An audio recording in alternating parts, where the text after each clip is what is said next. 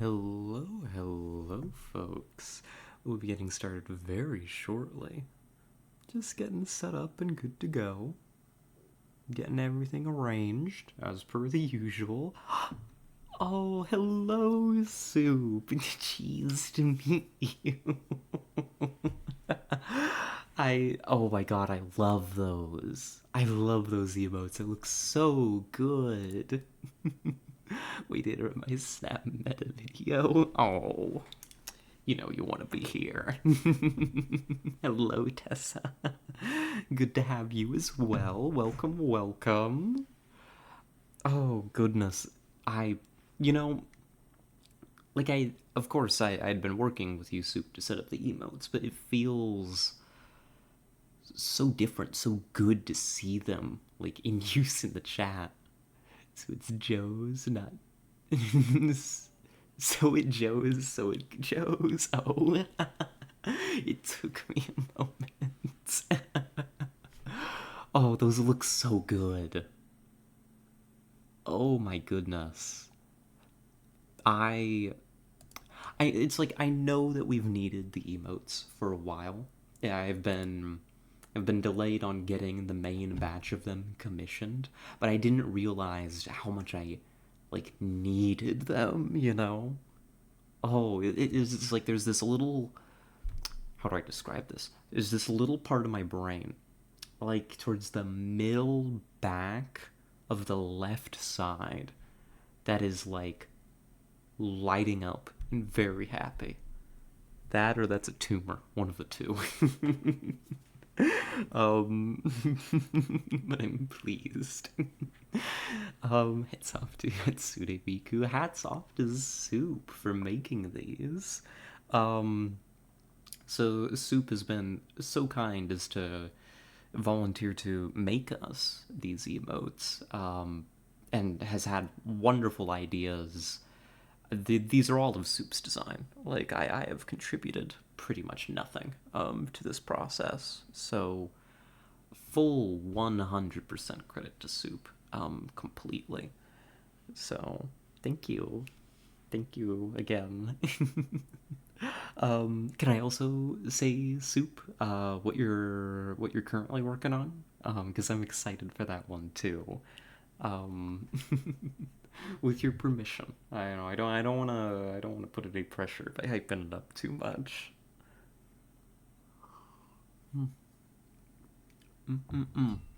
Yes, of course.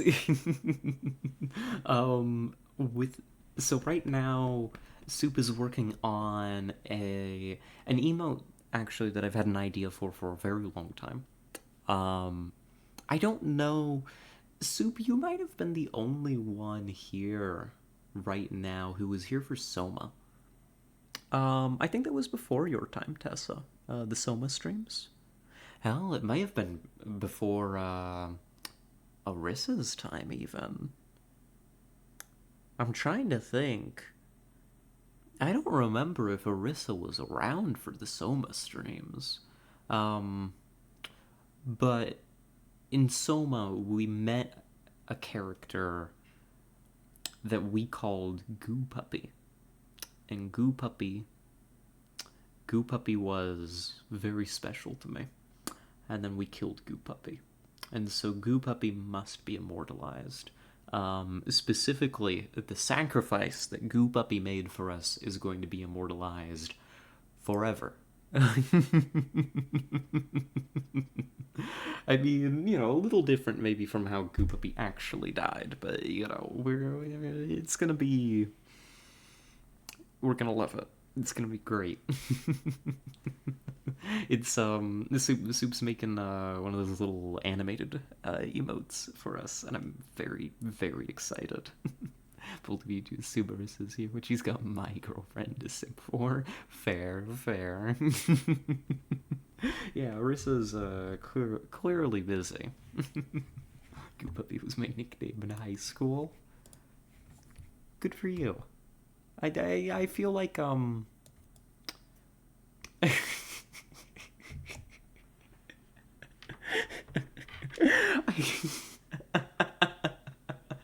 I feel like I feel like a bit of a goo puppy myself sometimes, you know. Um,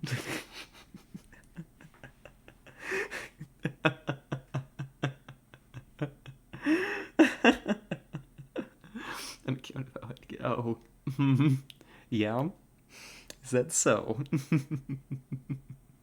You see, I just having met the original goo puppy, I kind of vibe with goo puppy. Um, I felt that Vanessa. Yeah. Sometimes we're just a goo puppy, you know. It happens. It happens.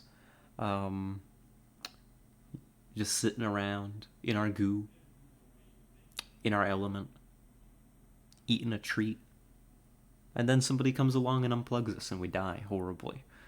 I'm gonna call you goo puppy in public from now on. Thank you. I think. You see, the thing is, I know that it's like there is a way to interpret that like you are right now, Tessa. But also there's a way that's very, very cute. And I'm kind of vibing with that. Get you a little collar with it on. Aww. Aww. Thank you. I honestly, one of the options is cute. Yeah. It's not that. Oh. Honestly, okay, maybe this is strange. What we're opening this stream up in a very strange way. That's okay. Life goes on. I feel like you know what? I'm just gonna say it. I feel like I'd look pretty good with a collar on, and I don't mean that in like a sexual way. You know, I mean that as like a fashion thing. You know, I feel like that would look good on me. Like a choker looks good on me. You know, like I don't get the opportunity to wear them very often.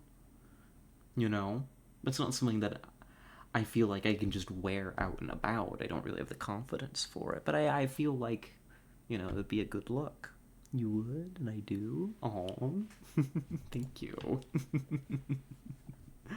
um, but yeah, goo puppy emote. That's the thing. That's on the way. That's how we got on this subject. I'm deranged. Um, I'm so deranged. I'm.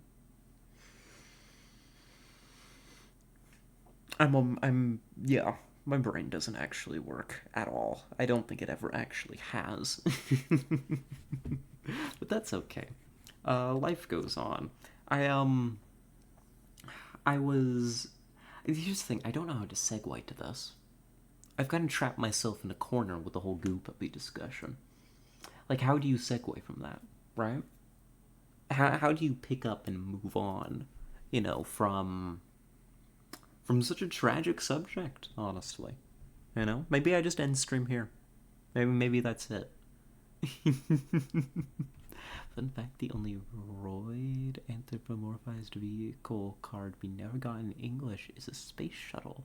This is related to your story last Blackwell? The only... Hold on, I need to... Come on, brain. The only roid anthropomorphized vehicle card we never got in English is a space shuttle. This is related to your story last Blackwell. What was my story last Blackwell?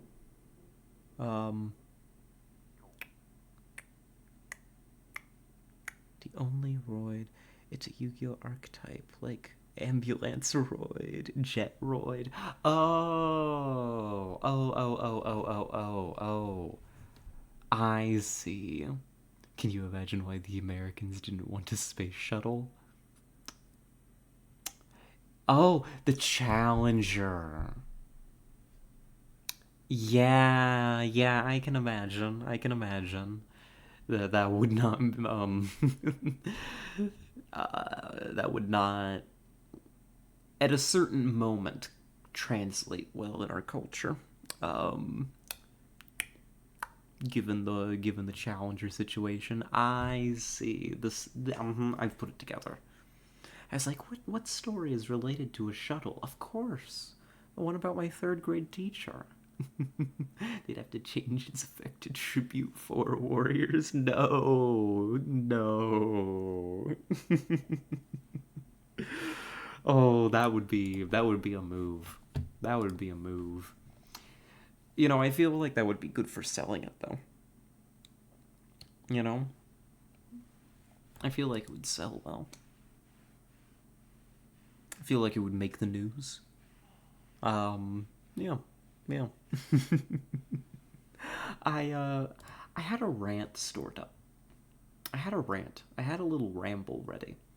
I just don't know how to segue to it, even though I want to talk about it. But I don't want to like force it in, you know? It's like you know that person that you hang out with and they have things that they want to talk about and it doesn't really matter how interested or how engaged anybody else is in what they are wanting to talk about, they are going to talk about it until they are tired of talking about it. I don't want to be that person. I'd frame it for the audacity, would live on my giant Pokemon card wall. Yeah, exactly. Like, it would work well there. Um, a place of honor. Or something. I don't know if I can say a place of honor given the context of what we're talking about. Dishonor, perhaps.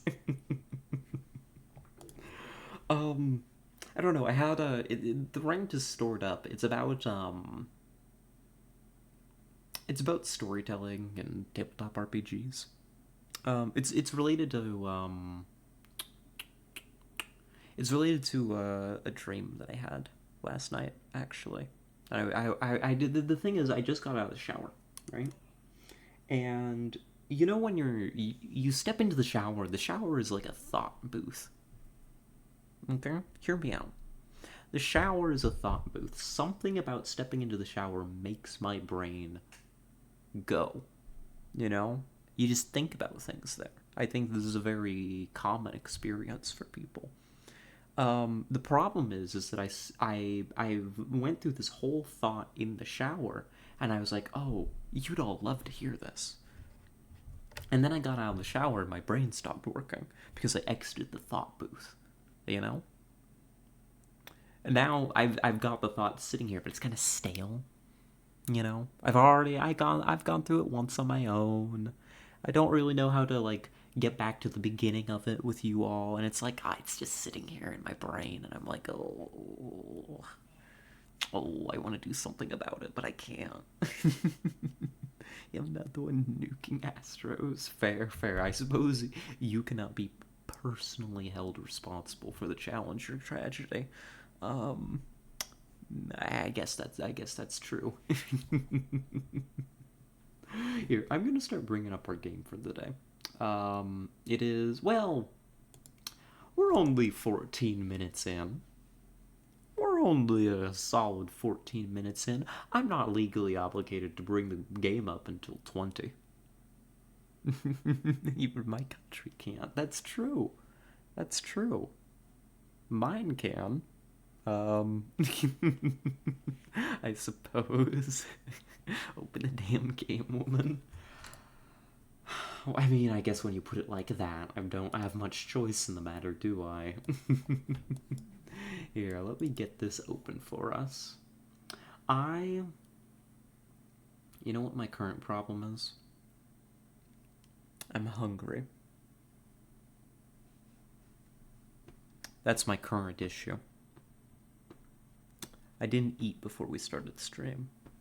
Because I felt bad because I was going to be late. So I did the bare minimum. And I went and I got a shower. But now I kind of need food. But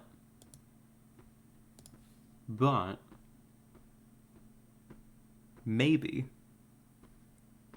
I'll be okay.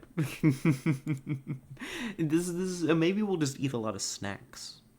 Starve Blackwell time.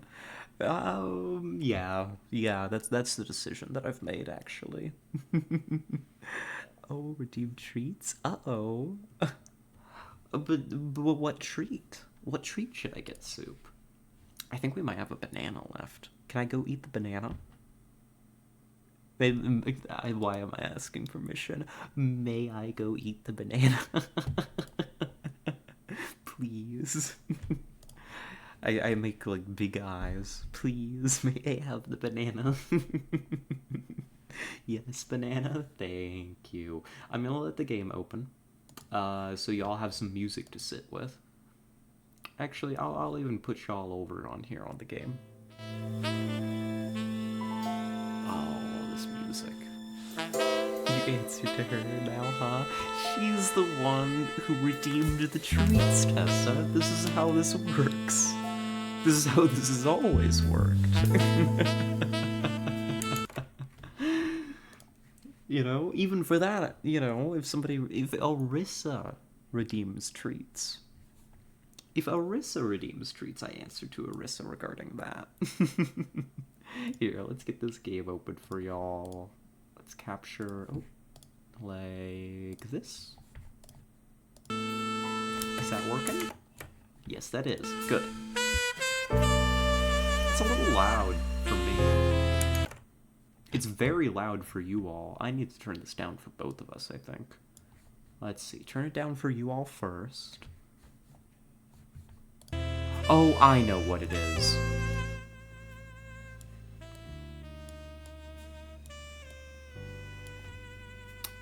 It doesn't... When you close the game, it does not save the settings. I forgot this from the prior Blackwell games. This should be fine now. Alright, now that I'm not destroying your all's ears, I'm gonna go grab that banana and I'll be, like, right back. It should. I think you just broke something. It hasn't worked for any of the games. It hasn't. It never saves the settings.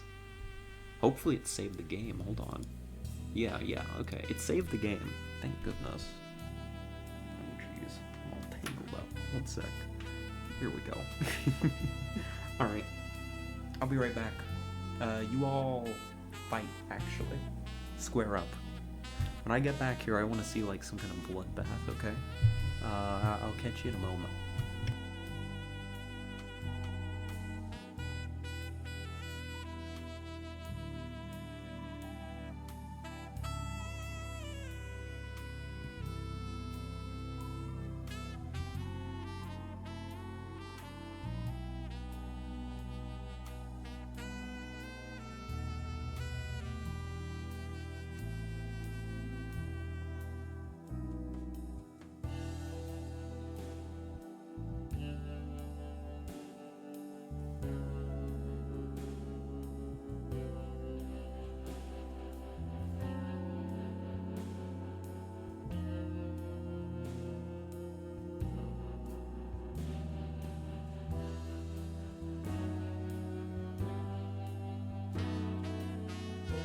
Alright, I'm back. I'm back, and I see none of you deciding to start a fight. I'm disappointed. I'm disappointed. I'm remorseful. I wanted to enjoy some chat violence here, and I didn't get any. Shame, shame, shame. I do the Marvel Snap podcast bit, but you don't care. Yeah, I don't mind it. When you do it in other streams, I'm right there with you. I'm encouraging it. Hey, I guess that's a bit of a issue. I'm a bit, I'm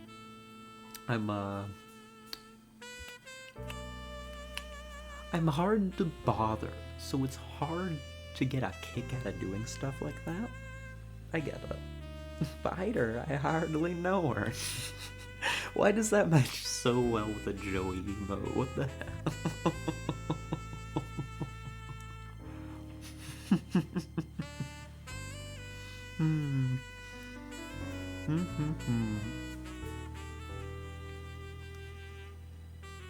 This is a good banana. While I was up, I'm not going to eat it until somebody redeems it as a treat, because I'm not allowed to eat food unless people tell me to. But I also grabbed like a granola bar. so that I don't necessarily have to starve live. No, you don't care about Snap. I do care about Snap. I just... I've been busy.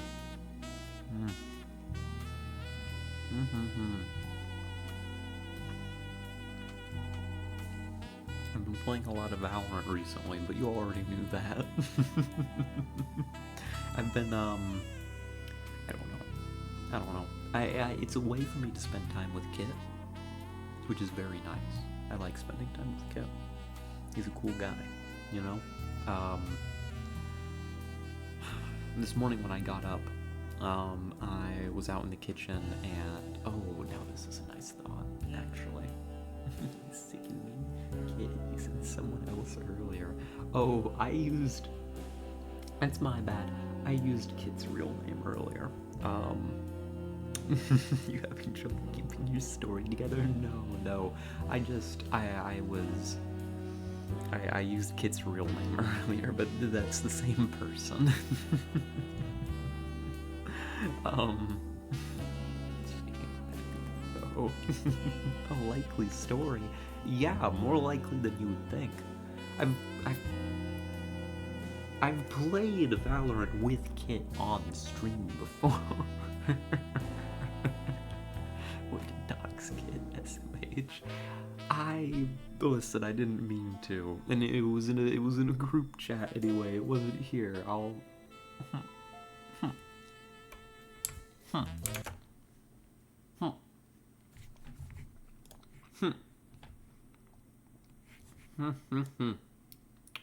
Where the hell is it?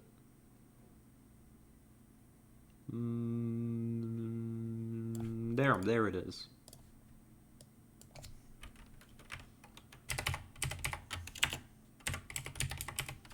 There, scrubbed from the record. Doesn't exist anymore.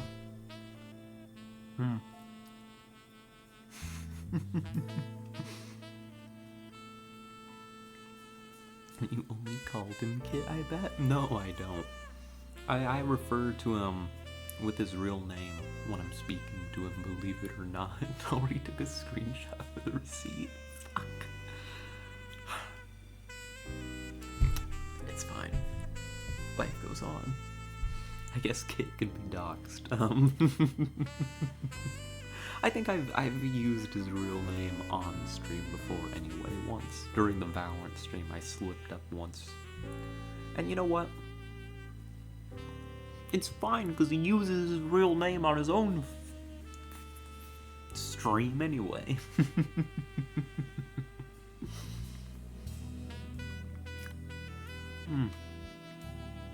So it's fine. I shouldn't feel bad. I shouldn't feel nearly as bad as... No! Go back. No!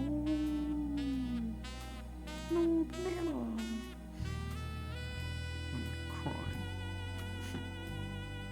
Banana. No. No. Banana.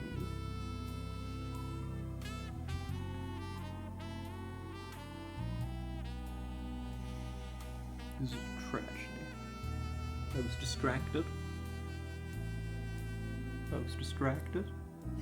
And it fell. It fell on the floor. And, well, you know,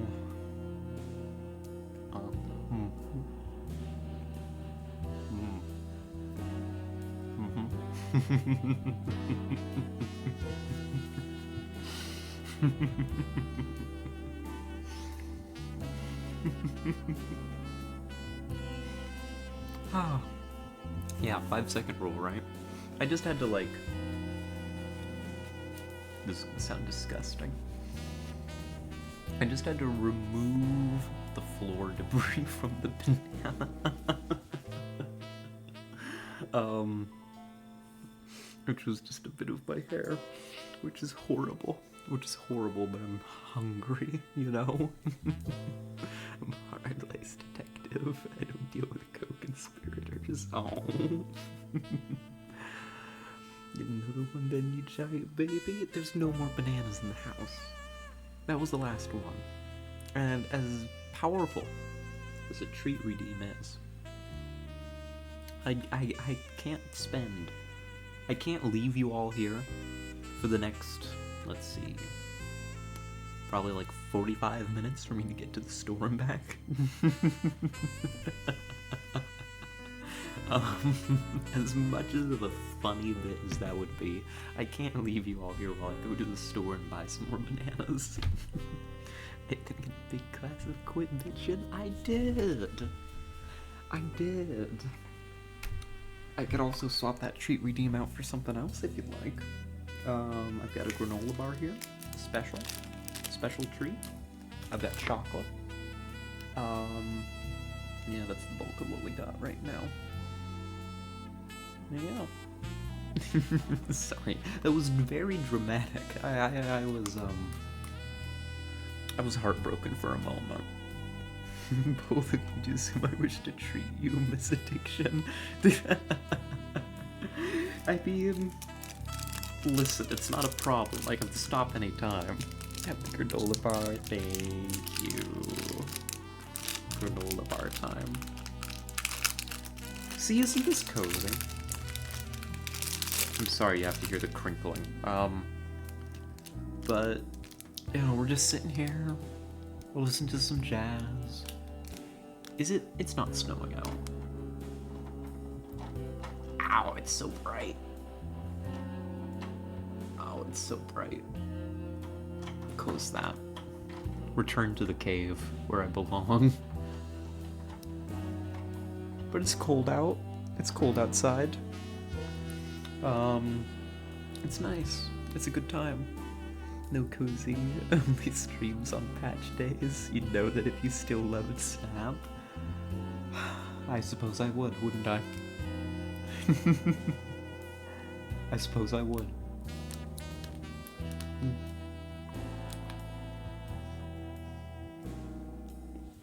This is the kind of music I should be staring wistfully out a window.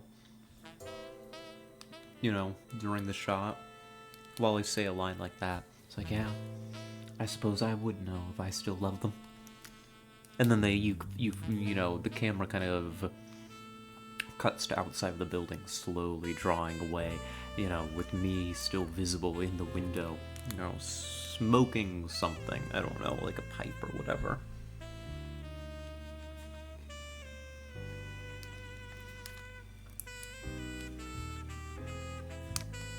I could have done film direction.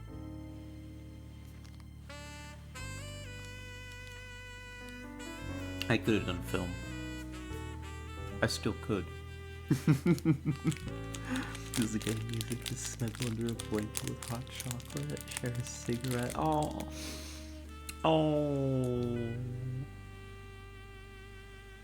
That does sound like what this kind of music is. You're right. Never mind. You can be the director. You can be the director, Tessa.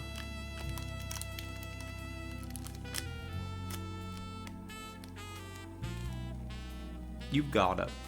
Mm-hmm. Mm.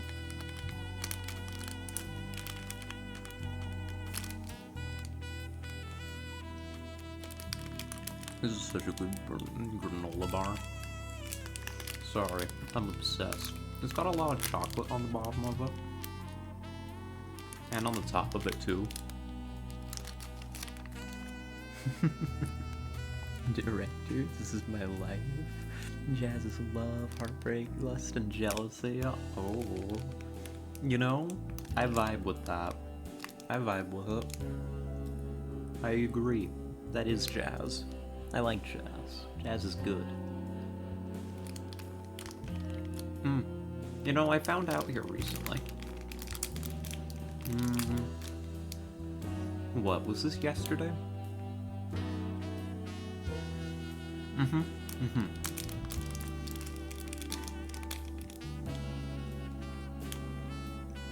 my god, how is there still more granola bar? Every time I like take a bite, I draw a little bit more of it up out of the packaging, I think this granola bar might be infinite. This might be... We might be in for a long one with this granola bar. I don't think it actually stops. We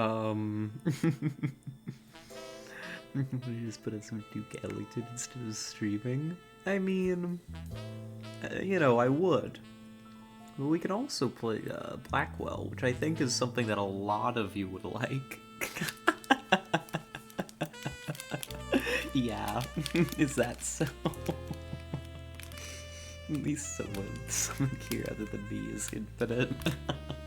Yeah, this granola bar is, you know, top ranked in Snap, actually. Not for much longer, though. I think I'm almost done.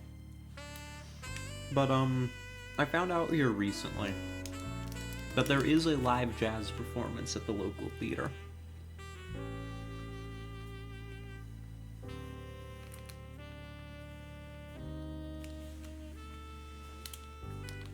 I might have to go sometime.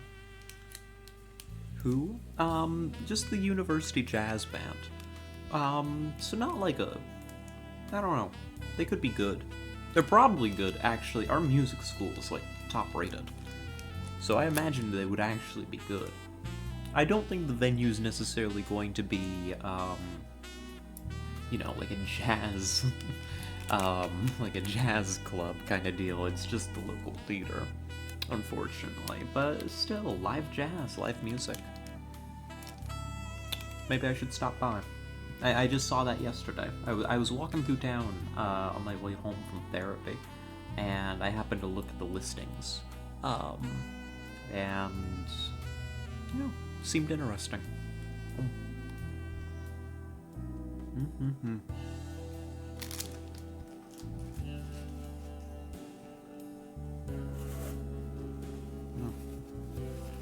Now my hands are covered in melted chocolate. But this was totally worth it. I feel like I have energy now.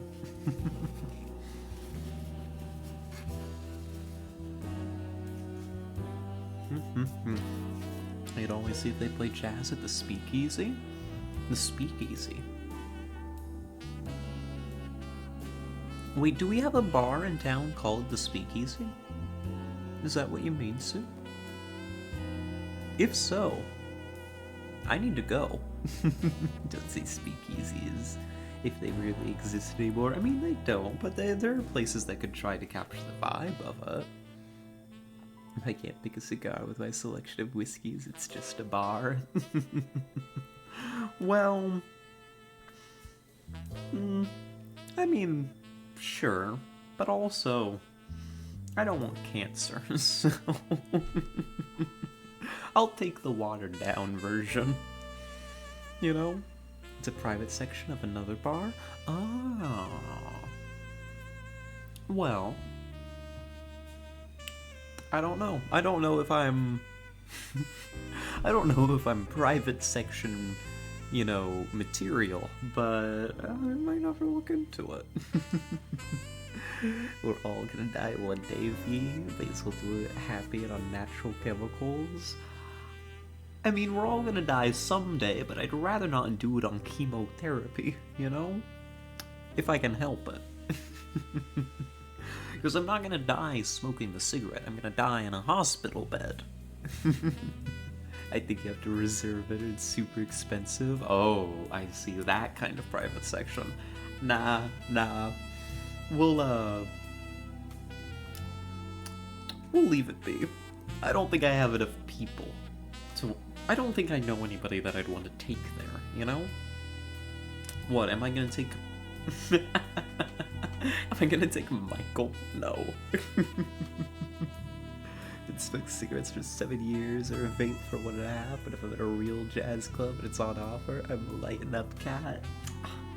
I mean, that's fair. You do you. I'm not gonna fault you for it. I would just... I think, number one, it would be unpleasant for me. Like, I've got, you know, the gag reflex that I think would just make it a poor experience, first and foremost. And, I don't know, I don't want my lungs to hurt. And I don't want, you know, I don't want to shorten my lifespan. So global warming or a natural disaster is gonna get us along before we'd get cancer. That may be true. That may be true. Or the microplastics. But I don't know. I don't know. I more than anything, I just don't really feel a desire to. I don't know. Fix your gag reflex, please. Please? It's annoying. I'd like to get rid of it. Everything causes cancer. Might as well make it the fun ones. I don't know. That sounds like cigarette, like, apology.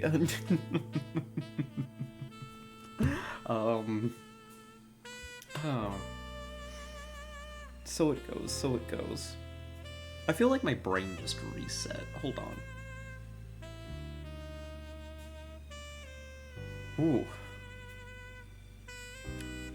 Like there was a ka-thunk in my brain and it just rebooted, you know? Going outside will give you cancer, tomatoes will give you cancer, red meat. Well, okay, but like, there's different levels of carcinogens, right? Right? There's different levels of carcinogens. I know the last isn't true, beer allowances exist, but like, there's a difference between you go outside for a bit, you know, and you don't even get sunburnt, and you smoke a pack a day, right? One of those things is going to give you cancer. One of those things is good for you.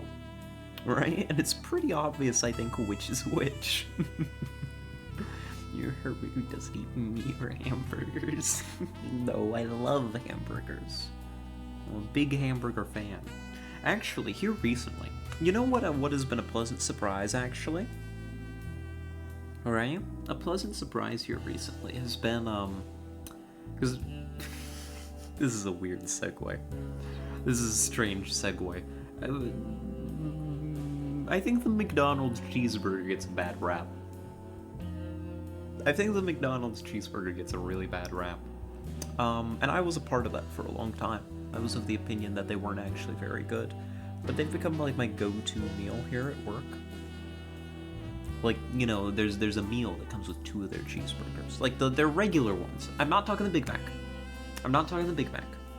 Right? I'm not talking the quarter pounders. I am talking their regular cheeseburgers.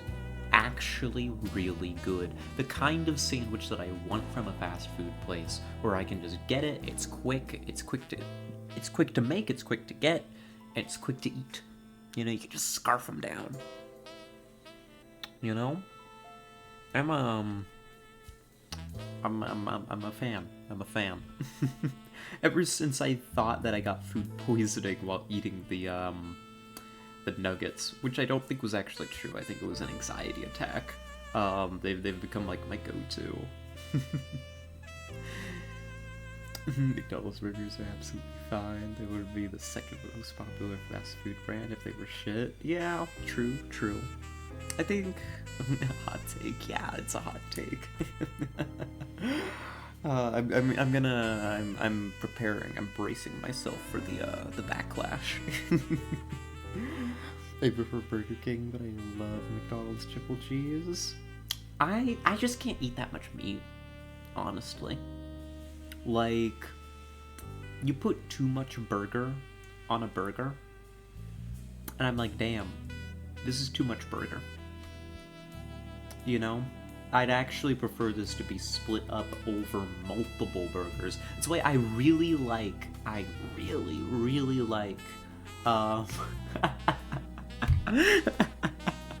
damn, calling me out, jeez. But I really like, sliders. You know? Like, sliders are good eating. Just the little tiny burgers.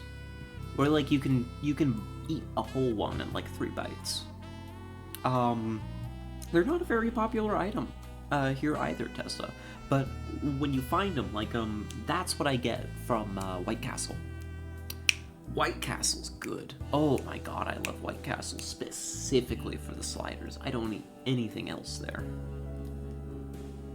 Right? But a White Castle slider, I will eat like 6 of those in a sitting. I will probably eat more food overall, right? Because they're smaller. Anywhere I can order 24 burgers and still have room for more is sick. Exactly. You get it. I need some White Castle sliders in my life right now. That's what I want. Oh my god, that's what I want. That's an incorrect opinion if I've ever heard one. What, do you not like White Castle? Or do you not like sliders? Or both? Say a word I can ban her. No. We hear out soup. We hear out soup here. What about that do you disagree with? Because I know, like, White Castle's got kind of a... I'll admit, White Castle's got an acquired taste to it. You know? I really like it. I can understand other people being like, their beef kind of tastes like fish. You know? Right? Maybe that's a weird way to describe it, but I think it's true. But White Castle, like, that speaks to me as a person. White Castle icky. See, that's fair. If you said that sliders weren't it, that would be a little bit more, that'd be a little bit more of a fight. You must also remember we are egregious stoners. White Castle's famously for us. True. Except I'm not an egregious stoner. What are you talking about? I'm not. I'm fine. When was the last time I was high? I don't even remember. You're a handful of edibles daily. I am literally not.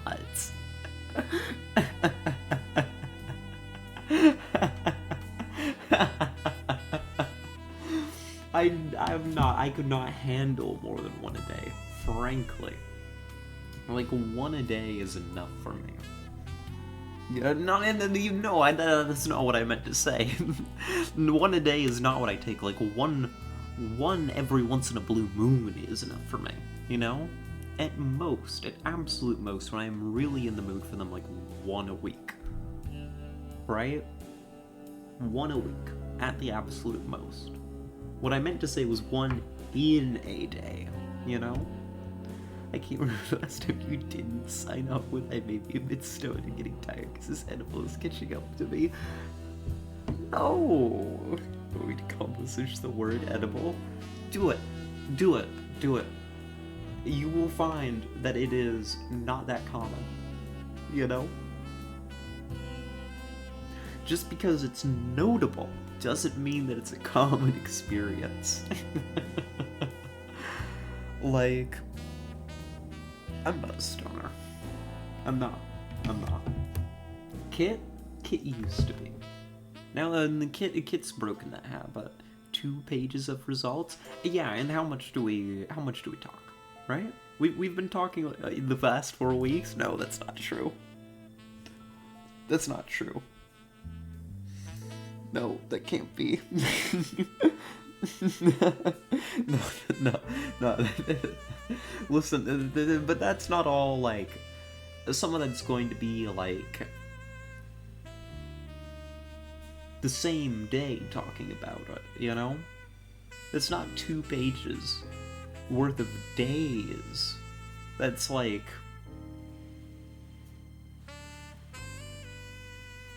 Listen, I feel like my point stands, you know? 2 pages of results, that can't be true. It can't. Oh no. Oh no. What was the most recent time? What was the most recent time? Because I don't actually remember. I feel like it was a while ago. You know? And also it kind of happens in spurts as well. Like, I'll go a long time without, and then I'll be like, okay, it's time. You know? Gosh, I feel like I've been backed into a corner. The 16th, to be fair, in private. Yeah, the 16th. The 16th. That's a while ago. You know, that's like that's better than half a month. This could be worse. I feel like this is a fine look for me. We'd have to ask Chester bows. You barely. No, that's not true. That's not true. So I just got here. Hi, Tara. They're harassing me. I'm being lambasted. It's unjust and unusual. No, that's not true. I need receipts for this. I need receipts for this claim. You can't just say a lot and like establish that to be true. What was the last time? What was the last time? You know, it should be the 16th, right? In voice chats, it's illegal to record. I wouldn't. The thing is I always disclose before I join a voice chat, like forewarning, you know? I don't know, I feel a responsibility to do that. When we played Dark Tide, it was like 4 days ago. Not this most recent time that we played Dark Tide. And Friends vs. Friends? I don't think, no, I was sober for Friends vs. Friends. I was sober. Right? I was definitely sober. Right? Yeah. She even played Friends vs. Friends with you? Hold the size of her neglect. You haven't asked.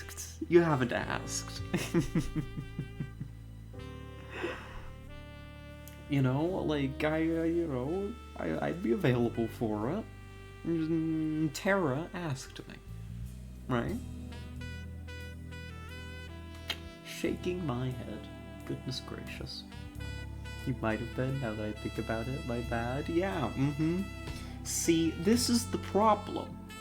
This was even true all the way back in high school. Soup can attest to this, actually. People just think that I'm high. As a rule of thumb. When I am completely sober. I was infamous, I think, for a time in high school, for being constantly high. I'd never touched the stuff. Right? The problem is you're stoned so often we can't separate the times anymore. No, it's just because you're all assuming. You've built up this false reputation, and now you just assume that I'm always high, and that's not true. It's not. This is false information. Yeah, everyone thought you were always high, yeah. And I was probably about as much of a stick in the mud as possible. Both of you to repeatedly call me a liar. Yeah, it's pretty bold of me. Doesn't mean I'm backing off this hill.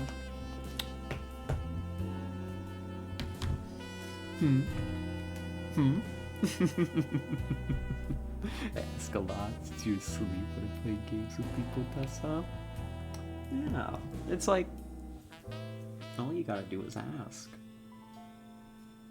I'm down most of the time.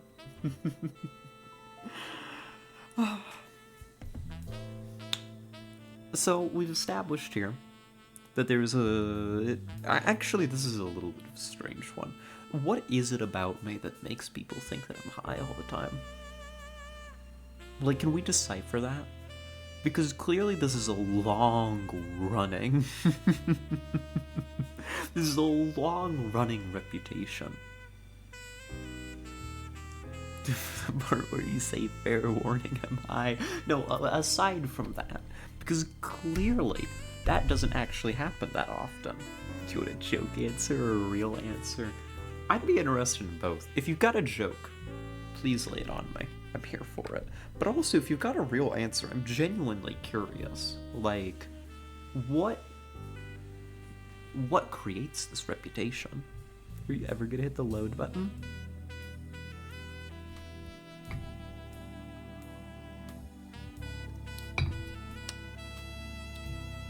Maybe. Maybe. I guess we are at 51 minutes, actually. Oh my god, the time flies when you're ranting, rambling, and raving. I'm kind of a lunatic. That might be the real answer.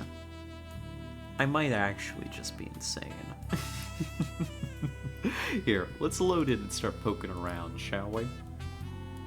Let's see. This is worse than those.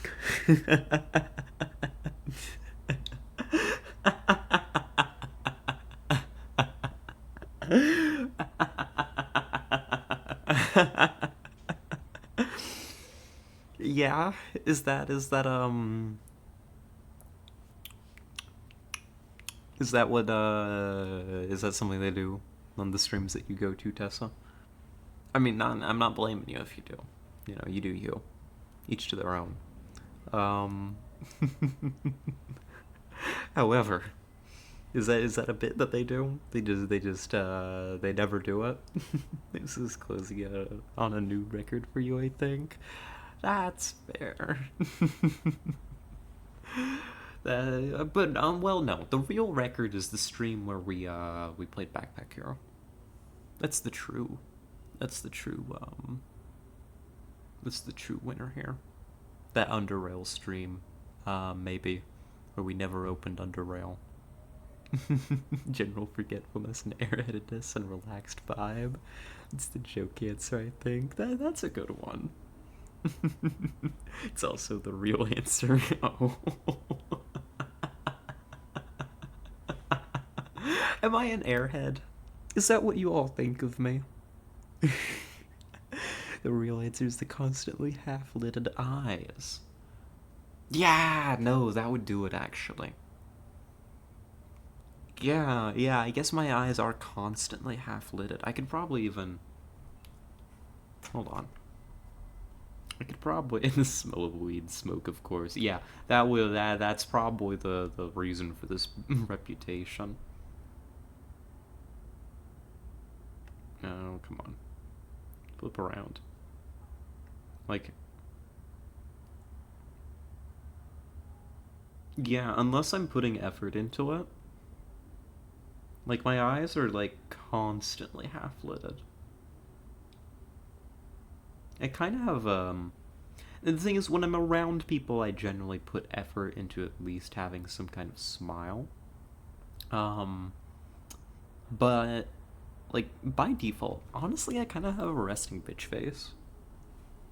I'll admit it. I kind of do. I don't mean anything by it, which I guess is the point of calling it a resting bitch face, but, you know, so I can smell the weed through the calls sometimes. That would be astounding, because I don't smoke it anyways. I never have. I think the smile adds to that impression, though. Oh, no. Really? Responding to your airhead question. It has been 53 minutes now. But we did get the game open. We haven't moved around at all. We kind of need to take stock of the situation, actually. Yeah. So we're looking for Mike. Well, no, we found Michael. We met Michael. We met Madeline. We're trying to figure out the name of the roof ghost, so we can progress the process of flirting with her, with Joey. We've got this Karth file, but, like, I don't seem to be able to do anything with it, which is a little bit strange. I don't know why we need this. I suppose it'll come up at some point. And we're just trying to look into this grace group. Maybe we need to return to the church. Oh no, I can't return to the church. We got kicked out. Never mind. Who knows? Who knows? You see, I'm simply too far gone to be able to figure these things out, you know? Since I'm obviously, high all the time, right? Just like in real life. Yeah, the church won't let me in real life either. Something about, what is it? Reality mimics art or something? Does Joey have to be the one to flirt with the roof ghost? Well, because Joey's the only one who can get him to talk to the roof ghost. You weed rat. You can't call me a weed rat. That's... Listen. Honestly, I should make that my status sometime. Honestly, that would be a great one. You're right. Just to broadcast it a little bit. It's kind of got that, like, scrungly vibe to it, you know? I'd love to be a little bit scrungly sometimes. Pokemon now it's countered to Weed Cat. We love the Weed Cat, though. The Weed Cat... You know the artist who made, like, the Weed Cat girl has openly said that that is, like, what keeps her alive as an artist, funding-wise, is just making more pictures of the Weed Cat to sell as, like, merch and all of that. That's just a fun fact for you. I have no comments on the matter. I feel like that good for them. You know, they hit it big. You know, I just felt like that was interesting. Weed Cat best starter, yes. We've progressed one screen in 7 minutes. You're high right now. I am not. I am not. I promise you. I promise you. As funny as it would be for me to do a stream while high, I feel like that would be a breach of terms of service. I feel like me talking about it this much and in such detail is already close, right? Like, we aren't allowed to do endorsements of, like, drugs, are we? But then again, people talk about drinking. I feel like talking about being high is pretty normal, you know? Or at least becoming more normal. I don't know. He is just constantly high, even when not. You see, that's the trouble, you know? Where does it end? Here, let's swing by George Austin's. We could go to the lobby. I don't feel like I need to. No. What would I even get at George Austin's? This is the thing, we feel a little bit stuck. I could drop by the Grace School.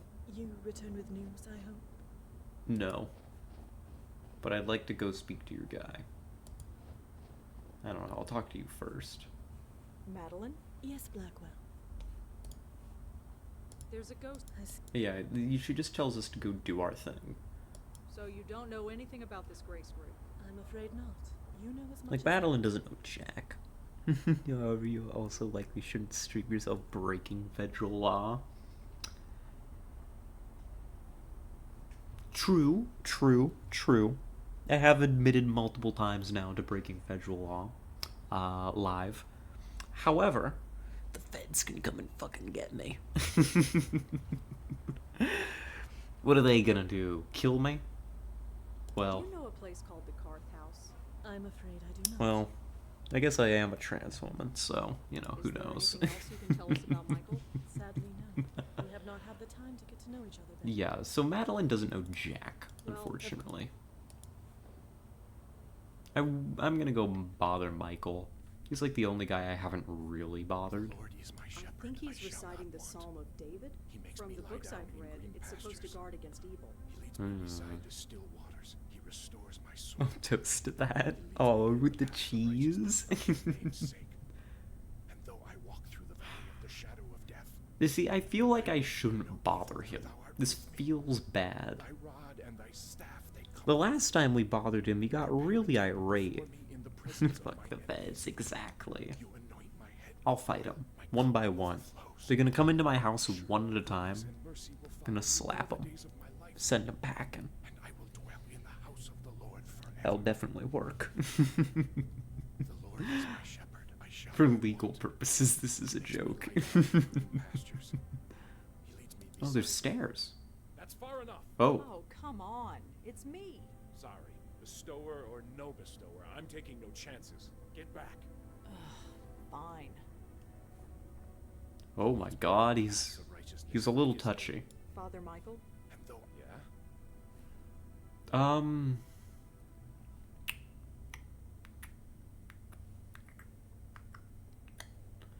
Circle. What is this circle?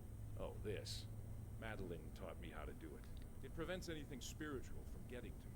Okay, he Takes seems some chill enough. concentration to maintain, so I'm sorry if I seem a bit inhospitable.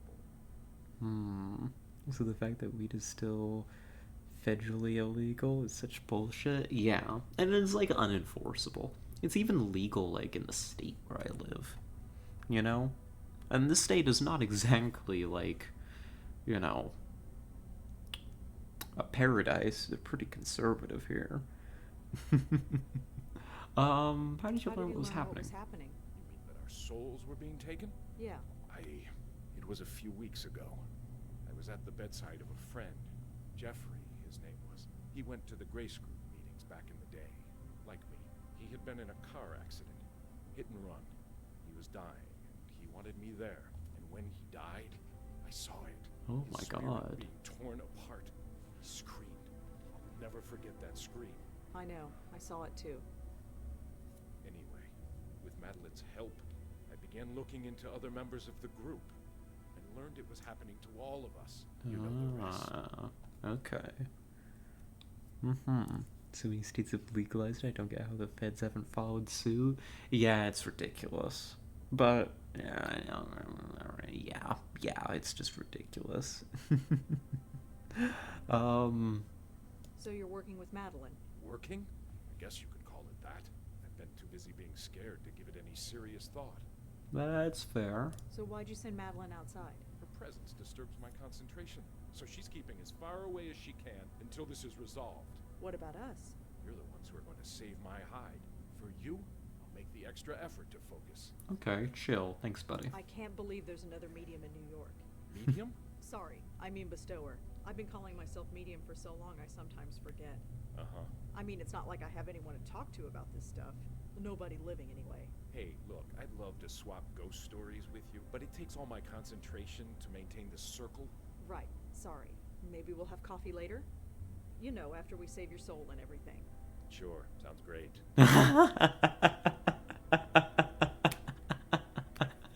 She's still so awkward. She just asked the priest out for coffee. I don't know how I feel about that. Give me out the wine emote to go with cheese or margarita, if you please. Oh, that would be fun. We'll have to double check the terms of service for the emotes to just make sure that a wine or margarita style emote's okay. But if it is, I'm 100% behind it. The fuck, Rosa? You literally killed the ghost of another medium your aunt killed? Yeah, but like a still living ghost, you know? Here. Could you tell me about the Grace Group? It was some kind of self-help group? About 20 years ago, I was a very different person. I suppose you could call me an alcoholic, although I wouldn't have said it at the Oh. time. Then I saw an ad in the newspaper. It promised to help folks like me find their way. It seemed to be some kind of hippie self-help group, but I went to a meeting anyway. I don't remember Famous much about the Very meetings, but margs and somehow cheese, I yeah. had discovered that going to seminary That's my school kind of was something thing. I could get a had to margarita do. right It now. all made sense. Made sense. I just Ooh. knew it was what I was meant to be doing, and I was right. Huh. Is there anything else you could tell us about the Grace Group? No, you know everything I do. Interesting. Perfect pairing for a classy rat like me. Aww. Of course it is. Thank you. And how many windows does your trailer have? I don't live in a trailer. Ugh. Ah. Ah. Ah. I should get a margarita. I should get a margarita. I think we still have mix. I think we do. I almost, I don't know, I probably could have saved it. When I'll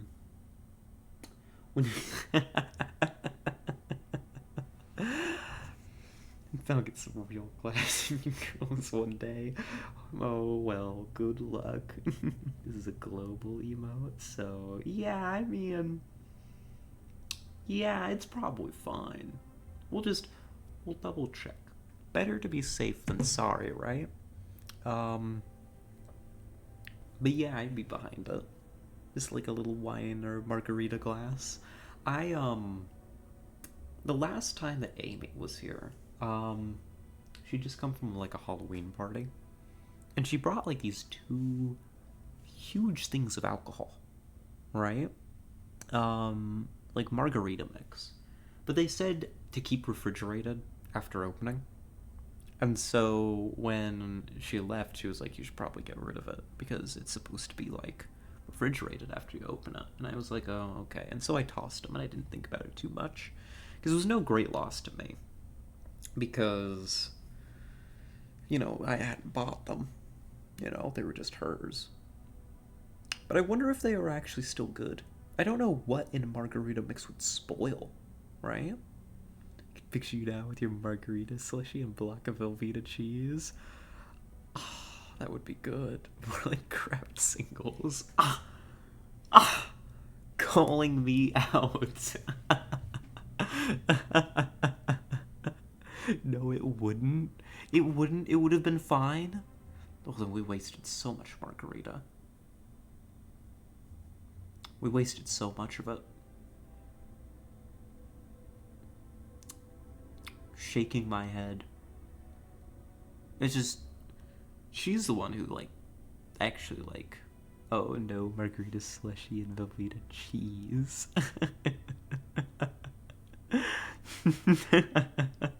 What do you mean it wouldn't be good? I don't know, I've never eaten directly from a block of Velveeta. All margaritas should be thrown out. Are you not a margarita fan, Tessa? Is that what I'm gathering? You don't like margaritas? I don't know. I think they're a vibe. You know? They're the... For me, it was my grandmother.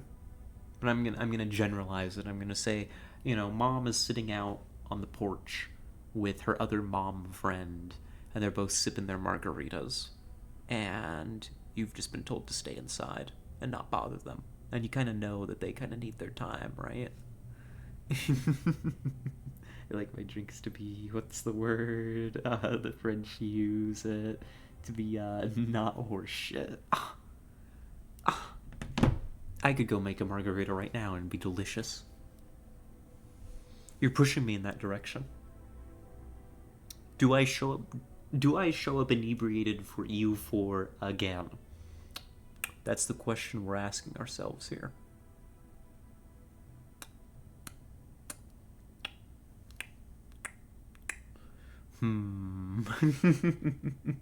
Go for an open by 24-year cask age single malt. You know, that sounds like a vibe. Goes to a 1920s titular approves of dumping margarita. That's true. That's true. But maybe I go make a margarita. Maybe I do. I'd have to leave y'all here for a sec while I go do it. I want to grind some ice up. But I think I've got most of it ready. Did you know that there's a ghost across the roof from George's apartment? Really? Do you know anything about it? Sadly, no. I'm sorry. Damn. There are tons of cases. Yeah, too many case files. Here. I was joking about the slushy part. Are you? Because I like making them slushies. That's how you drink margarita, right? Why would you do it any other way? I hate Americans.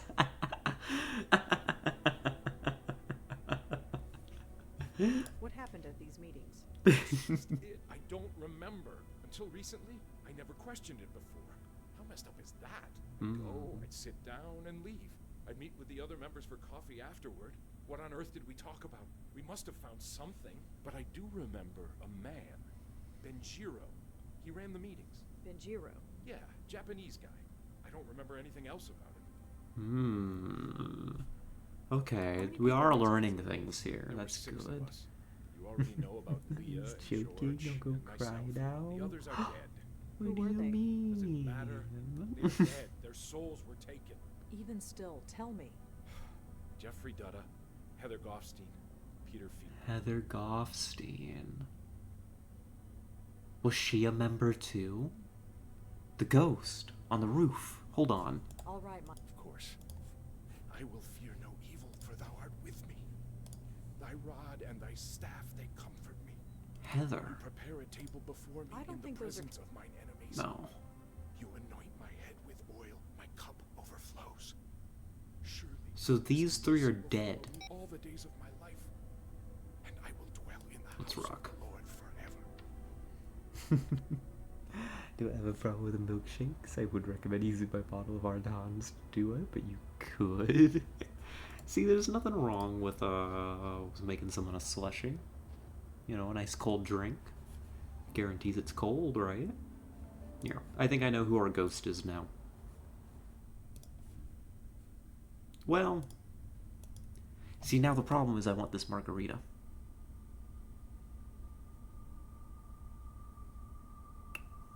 Now I want this margarita. That's the issue. So does a shaker or pouring it properly? What do you mean? What do you mean pouring it properly?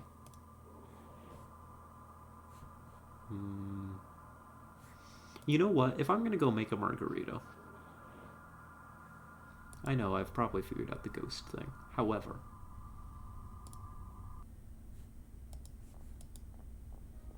hey buddy. Actually, hold on. Hi. Yes, miss?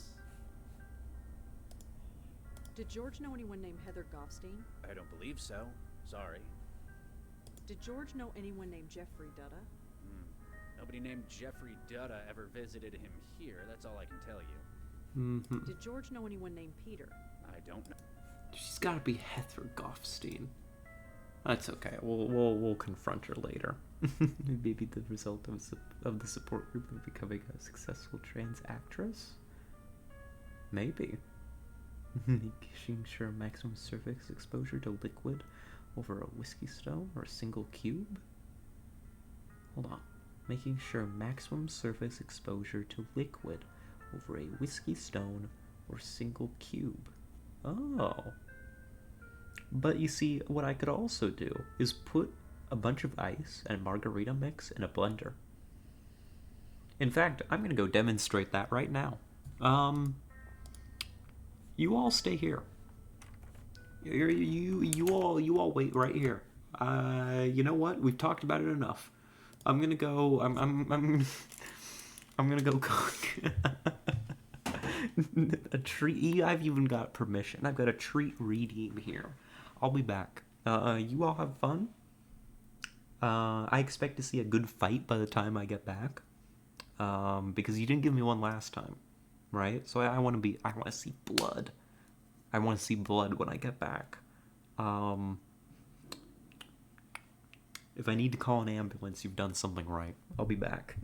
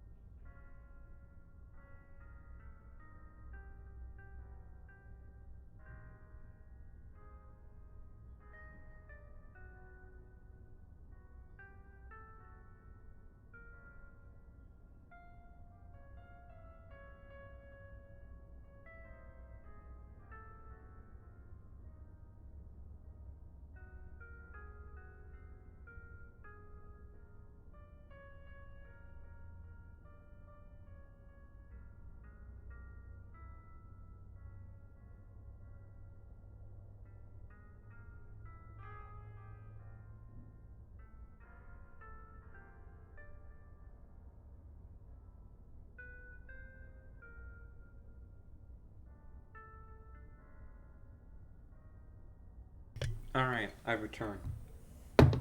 Alright. Now, I did sabotage myself slightly. The blender was not ready to use. However, I did put some ice in it. We'll call that a compromise.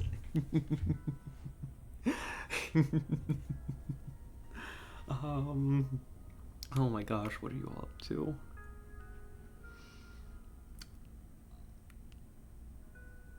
Aww. Aww.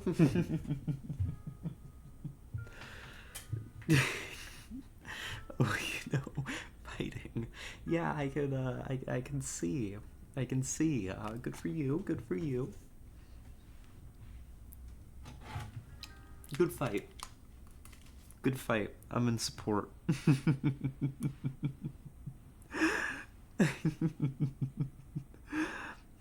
As a reminder, V, a reminder. Don't tell me what to do.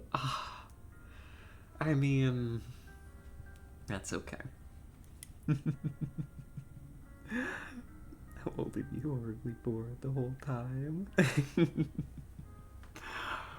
Well, I'm glad y'all, something, what, make love not war, right? I'm glad it went well. Here we go. Let's head back up. I've got my margarita, though.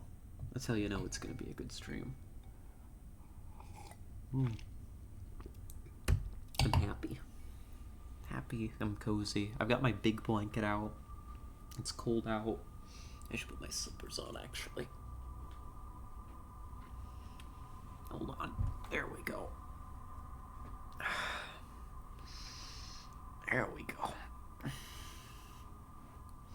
Oh my god, that's so much hair. Oh my god. No, get that out of here. I don't want to think about it. Yeah, somebody needs to clean her floors. Oh no. I'm sorry, I shouldn't have even said that out loud. Never, I was just surgically choosing. Yeah, I know what you were doing. Yeah. Don't mind them, Tara. There's method to their madness. Aww.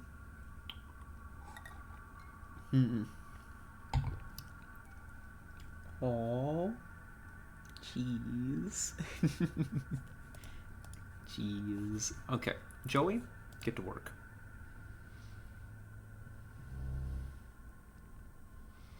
I think I know who this is.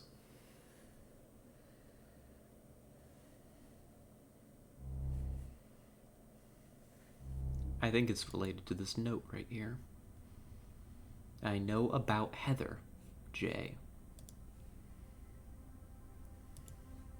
Hi there. Hello again, mister. Hello. What brings you by?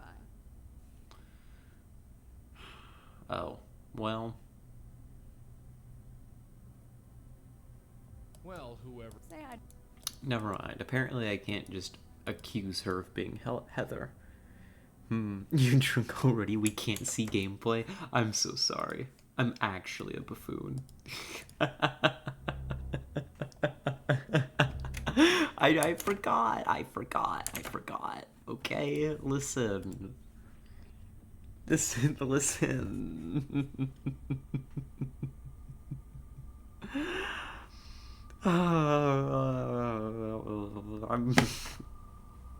I'm not drunk yet, okay? So you don't do alcohol in a fucking blender. I didn't. The alcohol never touched the blender. The blender wasn't clean. I still need to clean it. Riveting footage that was. I know. It's okay. Nothing was accomplished.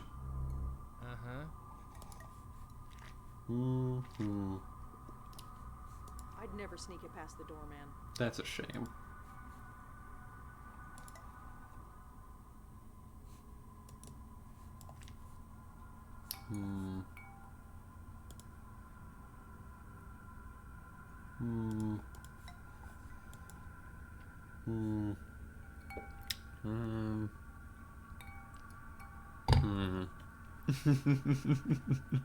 Notice how her voice wavered when she said, "I'm not drunk already."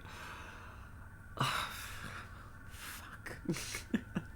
What a lightweight. He is a lightweight and a quick shot. No, I'm...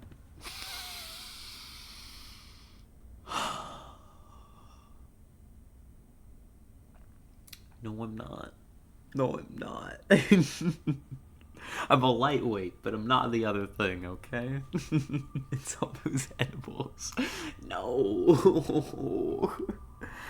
It can't be true.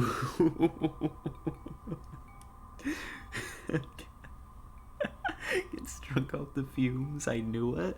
No, although I will say, when I breathed in like that there, you know, to express audibly my emotions, I breathed in so hard. It smelled like, you know when you go swimming in a chlorinated pool? You know? And you smell like chlorine? It felt like that in my nose. And I don't know. I don't know why that was. I'm fine. I'm totally okay.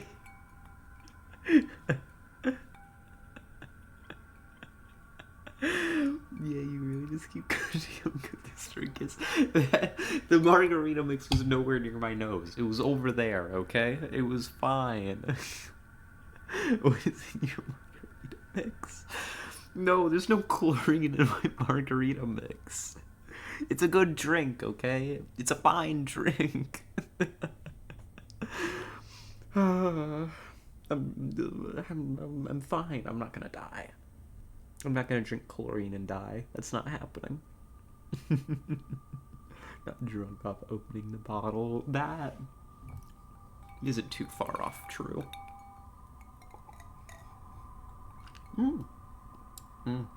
That's a fun sound. Listen to this. Okay, I can't keep doing it, otherwise I'm going to spill my drink. The ice cubes make a nice sound when they bounce off the glass. That's all I'm saying. Remember, kids, never mix cleaning products. Don't do it. It's not good for you. You'll accidentally make mustard gas and fucking die. It is insane. It is actually crazy how easy it is to accidentally make mustard gas. You know? To the point where chemicals were, you know, like in chemistry class, like we were warned like about chemicals that had the potential to be an ingredient in mustard gas, so that we would be extra careful.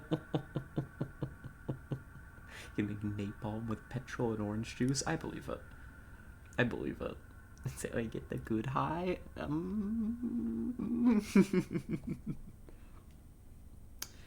Okay, unfortunately, there's a note in there. Hold on. There's a note in there that says, "I know about Heather." Was it J or P on the note?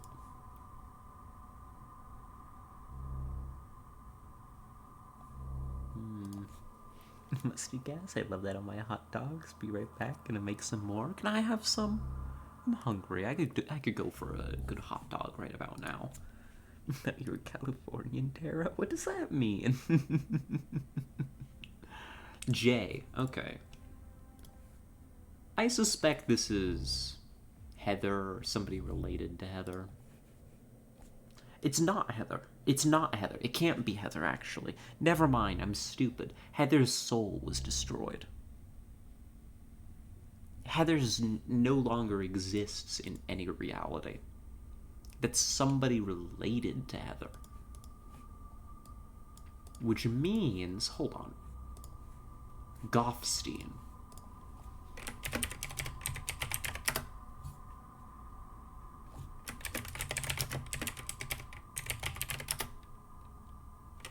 Damn it.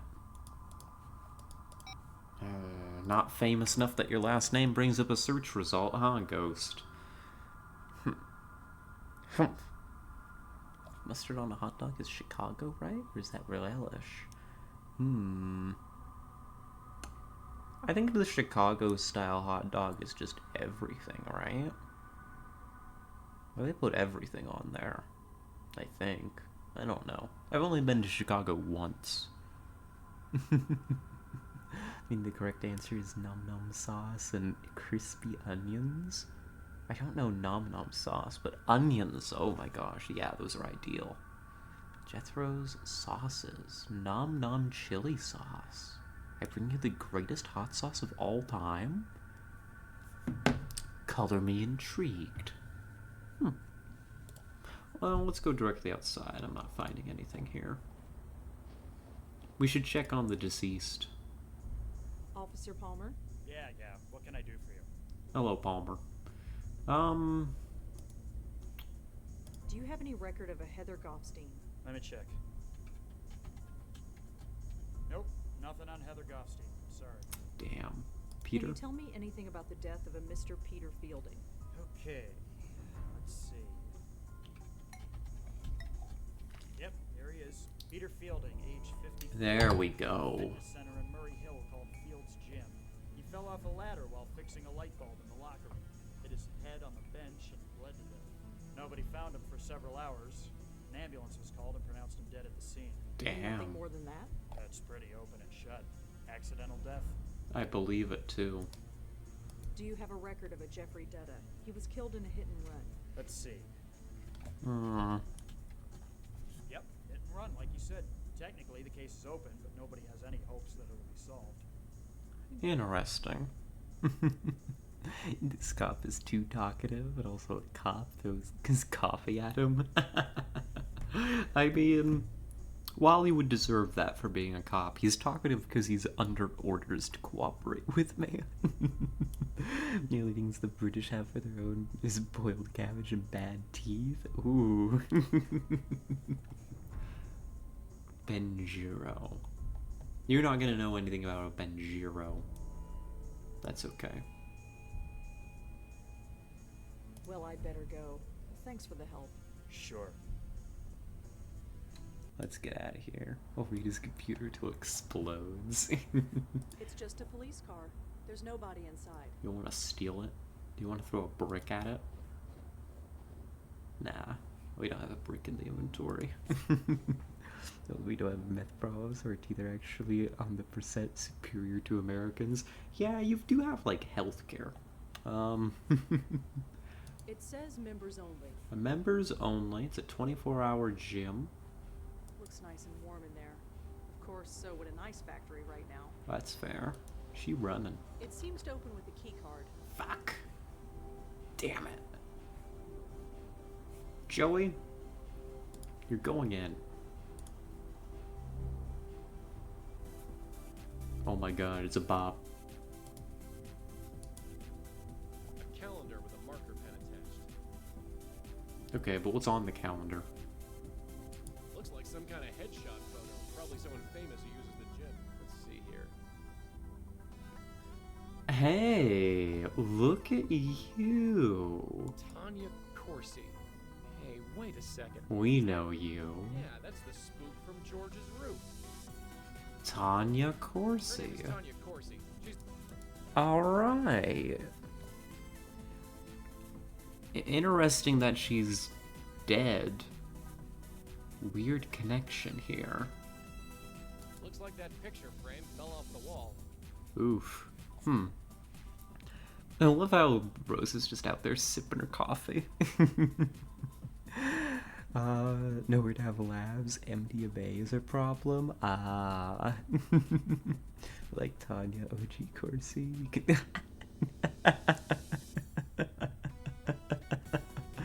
Is that so? So there's a runner here, treadmills. TV showing some energetic broad in yoga pants. Alright. I think we got what we need from here for now.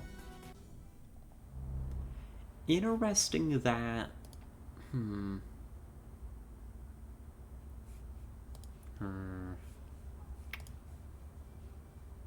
This was Fielding's place.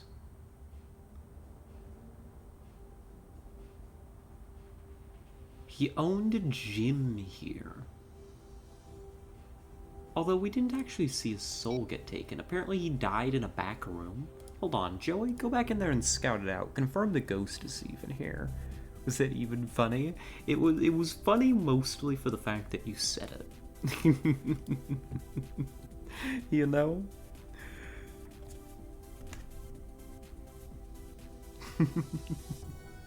McDo's and tired and on expensive whiskey. Yeah. I don't know. There doesn't seem to be a back room here. Not that I can access. Oh, never mind. We're in here. Nobody here. Hey, does it look right? Yeah. Seriously, does it look right? Does what look right? The light bulb. I could swear it was blinking. It looks fine to me. Huh.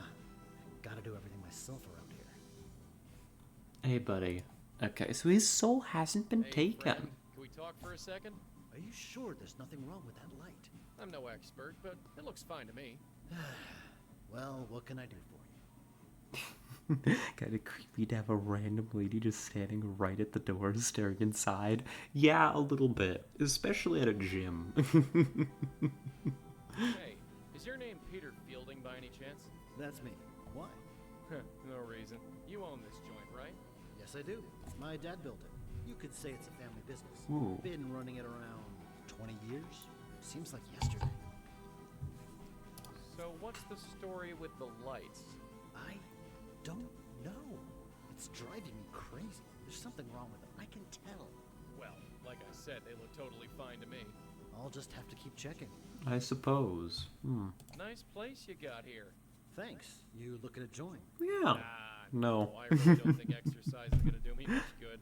It's amazing how many people think that. You're young. Your metabolism is still going strong. But time catches up with you before you know it. You're preaching to the choir, Peter, but I'm still not interested. Well, we're here if you need us. She's checking out the facilities to join. Yeah, the facilities. So, how are you feeling? Fine. You don't feel strange at all? What do you mean? Well, just hypothetically speaking, you don't feel like you're gonna explode? What, like indigestion? Not quite. I am on a strict diet of wheatgrass shakes. Oh my god. Indigestion is the last thing I have to worry about. Oh my god, I've lived with people like this. I've lived with people who, like, their day-to-day is protein shakes, egg. I don't think they eat anything else. This music is the same melody as the song we played when dancing in a club, I'm pretty sure. Yeah, now that you mention it, I think you're right. I think you're right, Soup. It does sound familiar. What was the name of that band? Oh my god. Wait a minute. I was kind of rubbing the blanket that's over my knee. I realized I couldn't, like, the tips of my fingers are kind of a little numb. Not in like a I'm dying way, but in a, oh, hey, that margarita's sneaking up on me kind of way. Oh. Is it warm in here? Is it just me?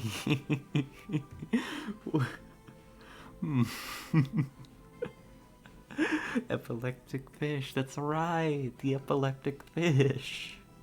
What a fun name, good for them.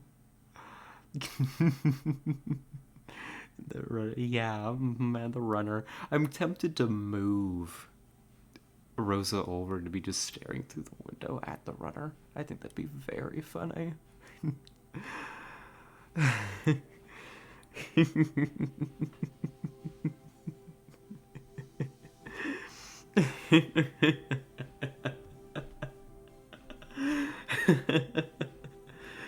Oh my god.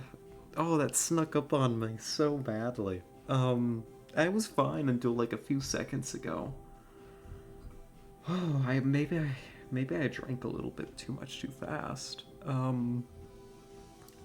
He's dying, I'm not dying. This margarita's dying though. Oh, sip by sip. Your beer's piss water, you can't handle a small cocktail, Americans. Listen, most Americans can handle way more than me. I am a lightweight. I own that. That accusation is true. Of all the myriad accusations you all have made today, that one is true. I am a notorious lightweight. Like, one drink, hell, part of a drink, is usually plenty to get me, like, here. You know? It makes me cheap. I don't have a problem with it. Oh. Ooh. I was kind of like gesturing and like going back and forth my chair, you know, while I was talking. And now I kind of feel like I've got like a little bit of that remaining momentum. Put our teenage drinkers against your seasoned pros.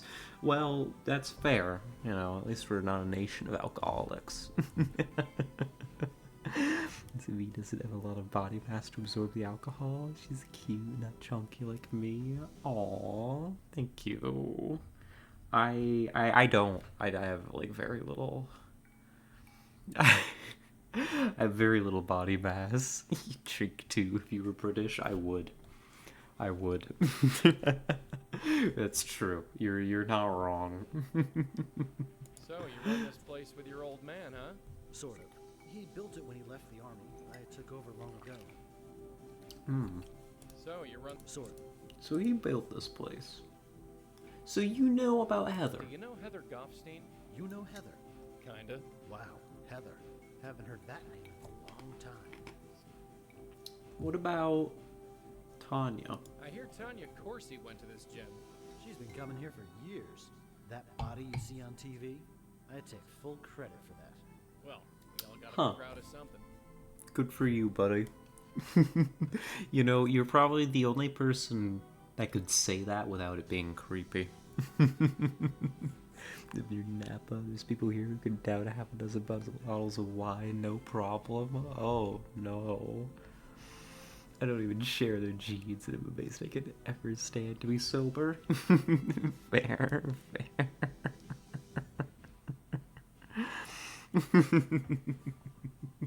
Did you know Jeffrey Dutta? You know Jeff, too? Yeah, Not we know really, I just everybody. heard of him. Good guy.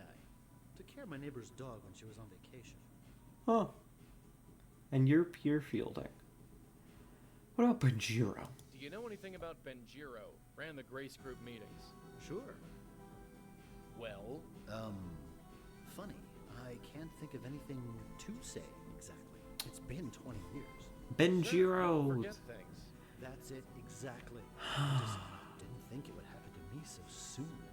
Yeah, you're getting old. Getting old. See, was that a gray hair I just saw? You should work out more. Drink a couple more protein shakes. Might help you age gracefully. I don't know. I don't get it. I mean, not that I'm, like, against, you know, being very into being fit, you know? Like, that's okay. That's fine. People can do that, you know? Do what makes you happy. I just don't personally understand, like, especially the obsession. Like, I would not fundamentally rewrite my entire diet for it. I like food too much. I like to eat my cheese, you know, in copious amounts. I will say though, I'm currently drinking an American rye whiskey. It's very good, so as much as I hate to admit it, y'all do have some talent when it comes to spirits. Yeah, we do. You know, and the thing is, the United States covers a lot of land and a lot of climates. There's some great places to grow crops for, specifically for the purpose of making alcohol, right? I live in a region that is famously great for wineries because it shares the climate of the Bordeaux region of France, you know? We just got that here, in the middle of fucking nowhere in America. because it's huge here. Oh, I would have spent 2 to 3 what? What is that word? Gorame daily in a gym. Yeah, I don't know. I wouldn't. I don't. And like, I don't know. I suppose in a sense I'm kind of lucky. So I'm speaking from the position of somebody who's like just naturally has difficulty putting on weight, which is often what people go there to do, to help them with. So, you know, I understand like wanting to achieve like an ideal body image. And what I'm specifically like talking about is like the people who want to look like this guy right here. Hold on. Well, I'll see you around. You got it. I'll be Like here. this. I just gotta see what's wrong with this damn light. Like, why do people want to look like this? I mean, good for you if this is what you want to be and you can do that. I just don't get it. Then again, I'm a trans girl, so maybe I don't. See-through? No, like a rectangle of muscle. Or a dude. Yeah, but like a dude, capital D. You know? I'd love to be transparent. Honestly, yeah. Good ass. Does he?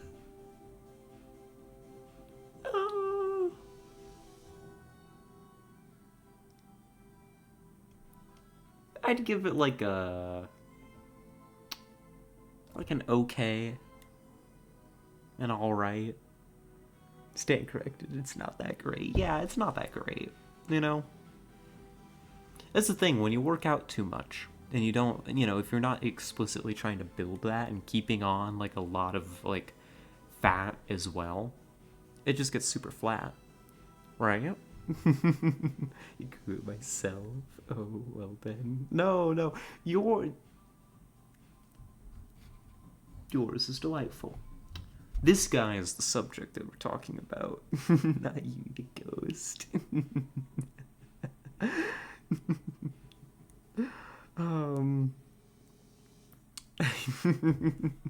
You know the guy skips leg day. Yeah, look at these legs. So underdeveloped. Right? Hey, Peter. Listen, I'm not actually done talking to you. Hey, I think I met a friend of yours, Father Michael Cooper. You know everyone. Yeah, we do. I get around. Michael. Haven't heard that name in a while. How is he? He's seen better days. I'm sorry to hear that. He'll pull through. He always has. Oh, he's a tough character. Ever hear of the Grace Group? I understand you went to a few meetings. You know about that? Sure. Wow. Well, yeah. I went to some meetings. It was all I needed. Why's that? Well, I wasn't the most focused of people back then. It's a long story. I don't like how In you've the end, I went to work with my changed dad running the directions. place. This is disorienting. It's been my life ever since. Huh. Good for you. I think I've asked you everything I want to. Well, I'll see you around. You got it. I'll be here. I just gotta see what's wrong with this damn light. Good for you, buddy. I'm sorry to tell you, there's nothing wrong with the light. It's empty. Empty trash can. Just a forgotten towel. Forgotten towel. We've got the ghost here. Interesting that Peter's not been torn in half. I was asking Soup. Oh, Soup, it seems that you're being put on the spot. Not everyone's been shredded. Listen, if there's anybody in this game that's shredded, it's that guy. Joey, see if you can find a key card for me. Hey, anyone in here? Anyone? Please? Shut up, Joey. Well, that was disappointing. God damn it, Joey.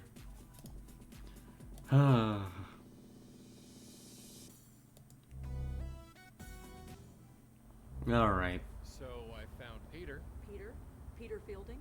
Yeah, he's safe and sound. Spiritually speaking, anyway. Huh. Michael was sure that Peter's ghost was taken. Just between you and me, Michael doesn't look to be sure about very much. Yeah. No barriers poster's fucking hilarious because she can't get inside. That's true. And she's just stuck out here. Presumably, like, here, I'm gonna set it up. Like, Rosa comes over here and, like, looks through. Oh my god, I got the angle perfect. No barriers.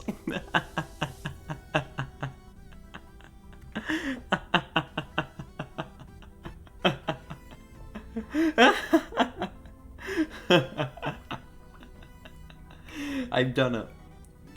I've done it. Mission success. That's a wallpaper image. It is. Oh. Honestly? Hold on, let me move the mouse. Let me get it out of here.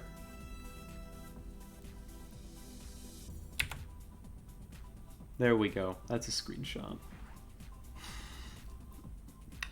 Ladies, we got him. Oh no, please. Yeah, please. Thanks, Joey. Alright, Rosa, quit staring. We gotta leave. So, you heard of this Tanya Corsi person? Tanya Corsi? Was she in the gym? No, it's the name of our roof spook. Is she famous or something?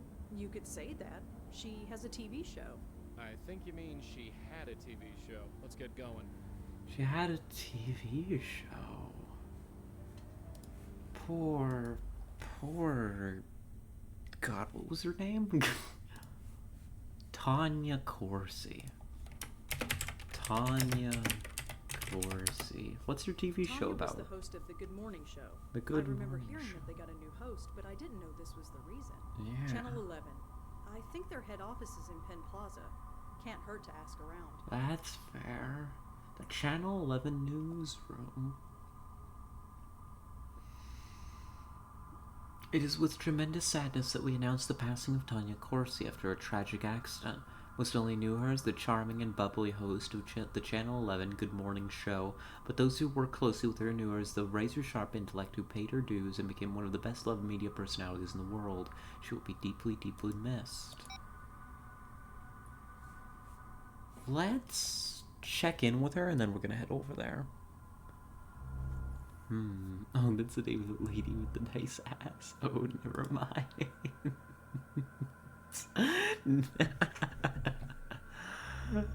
Listen. We'll leave that for Joey to figure out, okay? Hi there. Hello again, mister. Hello. What brings you by? You're Tanya Corsi. You're Tanya Corsi, aren't you? You're in television. I knew you'd get it. That's me, Tanya Corsi, host of the Good Morning Show on Channel 11. Now all the mystery is gone. Shame. Do you know a Heather Goffstein? No. No, I don't. Sorry. Come on. That note on the floor, it has Heather written on it. So, like I told you, it has no meaning to me. I don't know any Heather. What about Peter? So, I heard you go to Peter Fielding's gym. I do. Or rather, I did. After what happened to him, I just couldn't. You mean his... Death?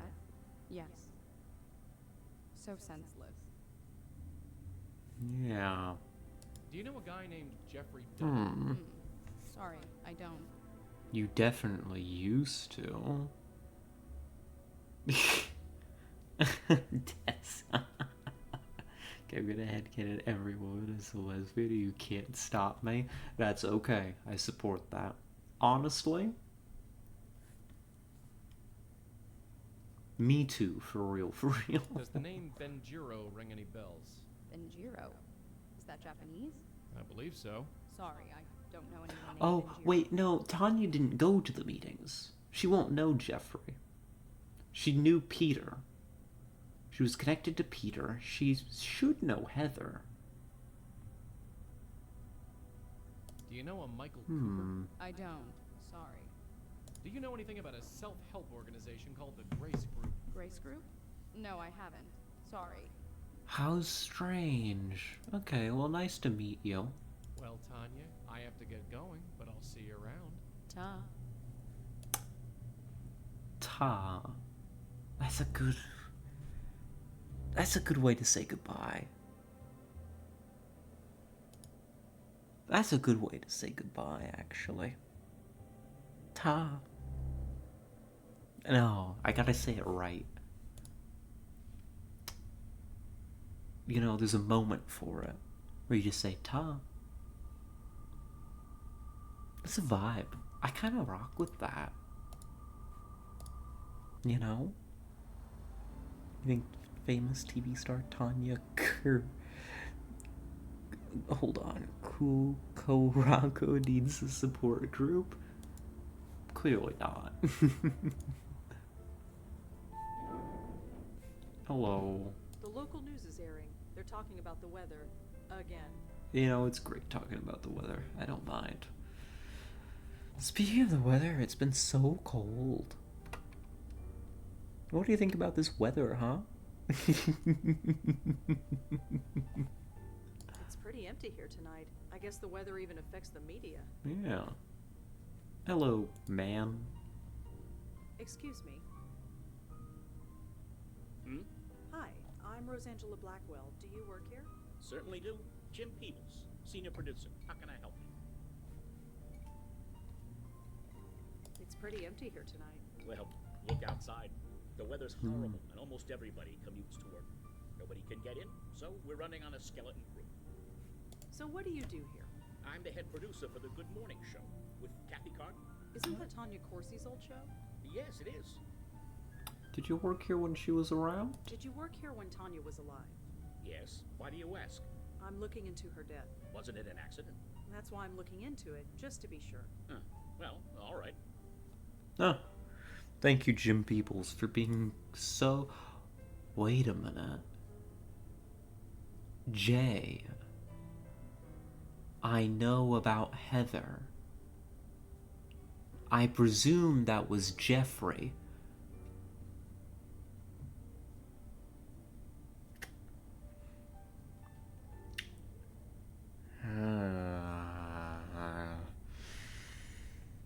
I feel like we've stumbled into something here. His voice is very funny. It kinda is. I also know about Heather. What's your point?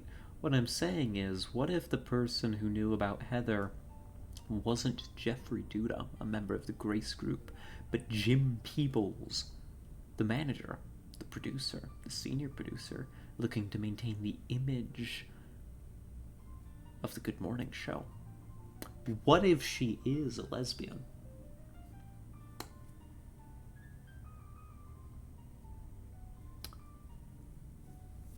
We'll be looking into this further. Heather, I hardly know her. That gets me every time, honestly. What an ideal format for a joke. Oh, stupid Twitch app keeps crashing if it's not the active app, and I have to keep watching ads. Ah, ridiculous. Evil. Cruel and unusual. You know what I should do? When I get up to go get treats, is I should run an ad break. Just so that we can, like, get through and, like, disable the pre-roll ads for a little bit. The problem is I don't think about that stuff. Part of the reason that I set it to just be pre-roll is because I can't be bothered to think about or structure ad breaks, you know? Imagine using the same joke twice. Well, I mean, if it's funny, like Soup says, it makes me laugh each time, and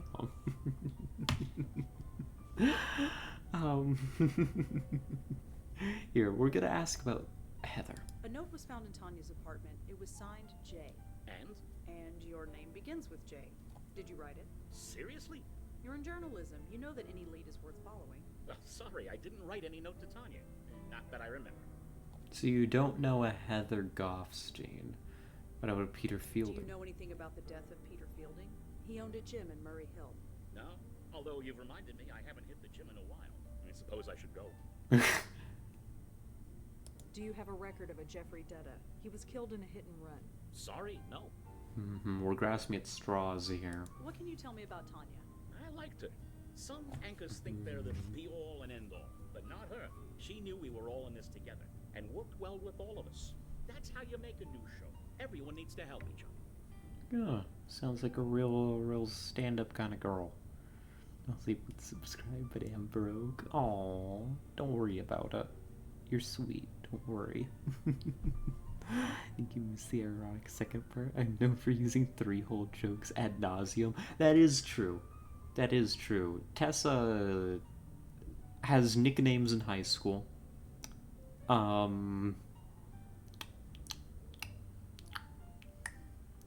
Yeah, you have nicknames in high school.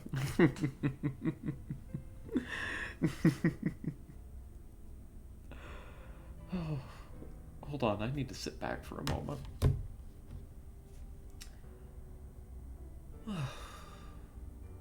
just feel warm. It's nice, I like it.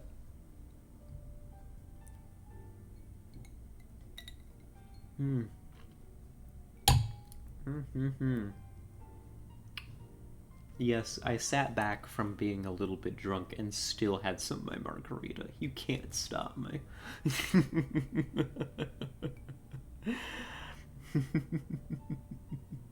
No, but I would watch Cute Rat and talk to sexy Tessa, and Soup is cool too. Soup is so cool.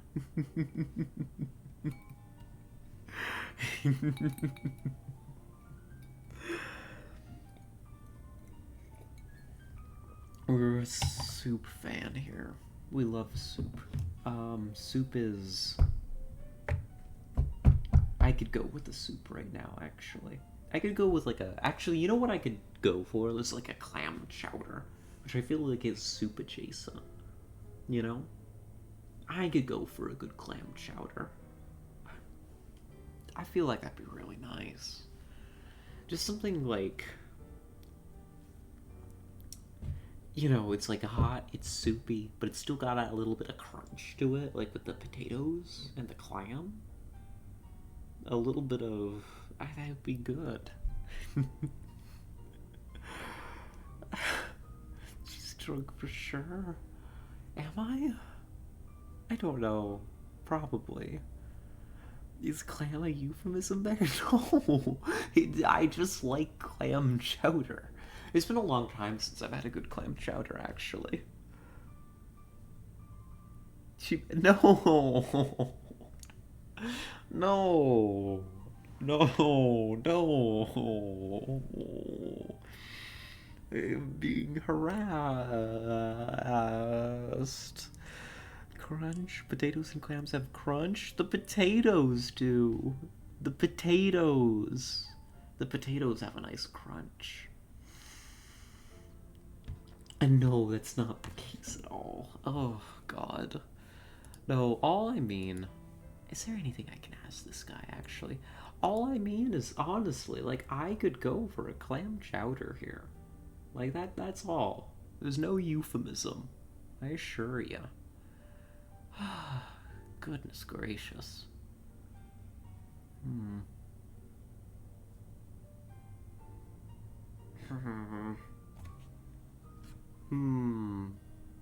Did someone lock her up for real?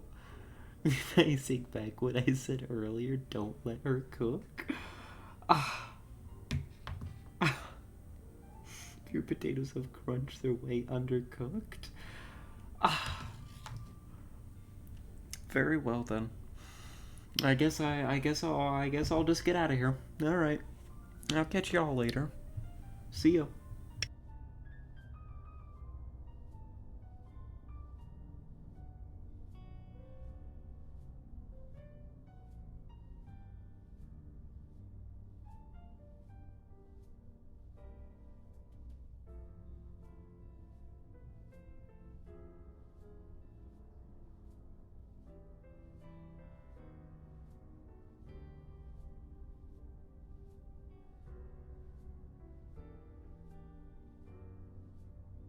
Alright, I'm back. I couldn't stay away.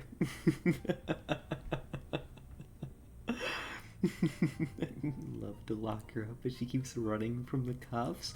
That's not true?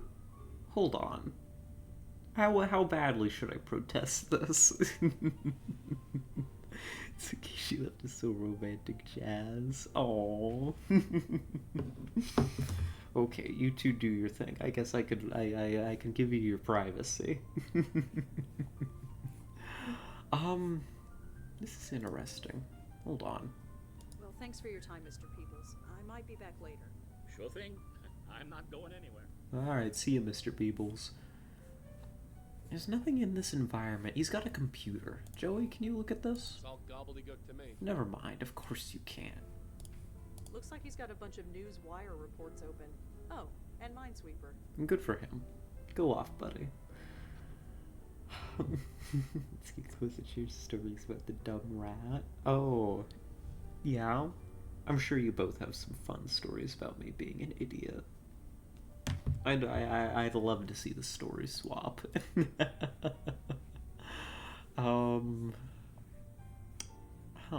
So we've got Jim here.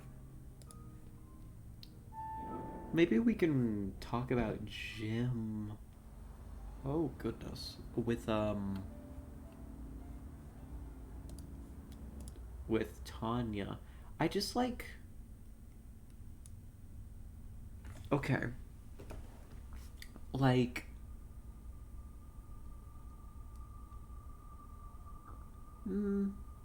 It's starting to get to my cheeks a little bit. You know?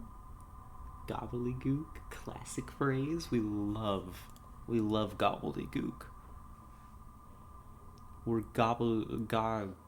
oh my god, I can't speak. We're gobbledygook enjoyers. She's back, rough. I can just leave again. This is an option. You love to gobble? You know me. A famous turkey impersonator. Hi, Tanya. Hi there. Hello again, mister. What brings you by? I want to talk about Jim. I met one of your producers, Jim. What about him? Oh, nothing. I was just wondering what you could tell me about him. I don't spread gossip, mister. Except when I'm on the air. Go off, lady. Oh my goodness. Especially some clam chowder. Listen, I like clam chowder.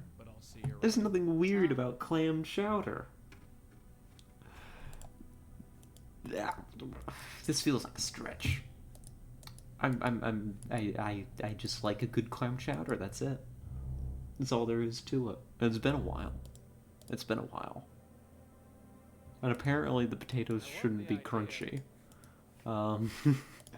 Evidently. So my mistake.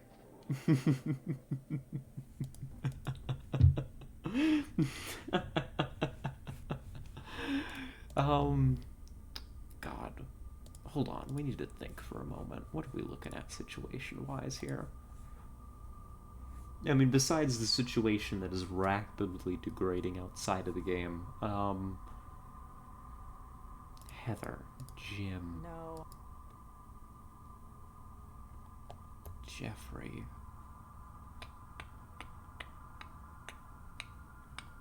Tanya Corsi. I need details. I'm sorry, but we're going back to the police station.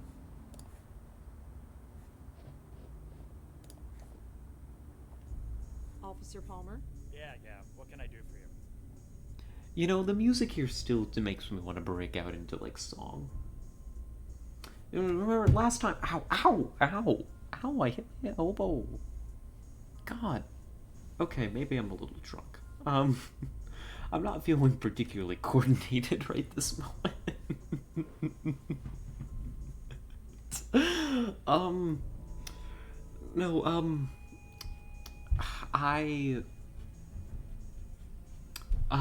Good? What do you mean, good? Good that I hurt myself? Shaking my head. For goodness sakes.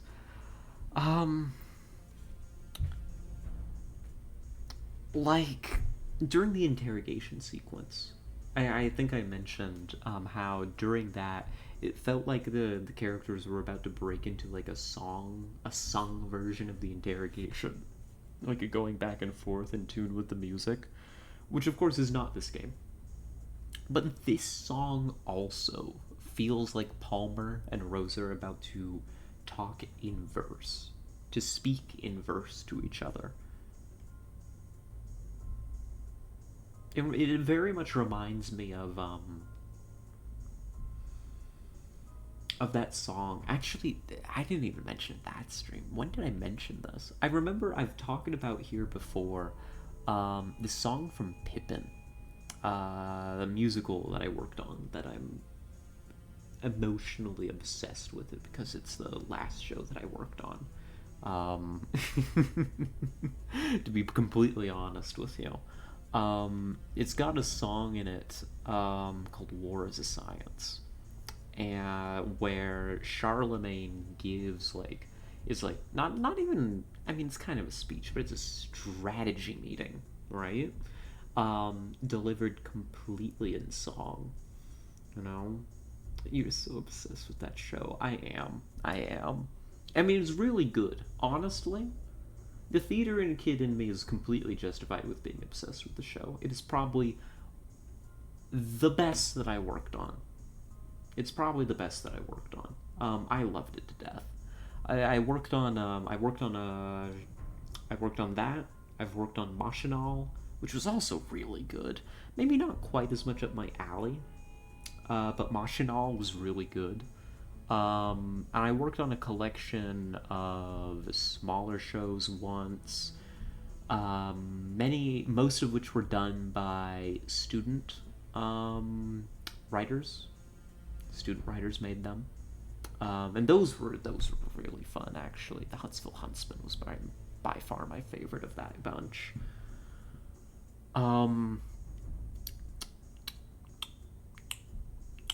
But yeah, War is a Science, really good.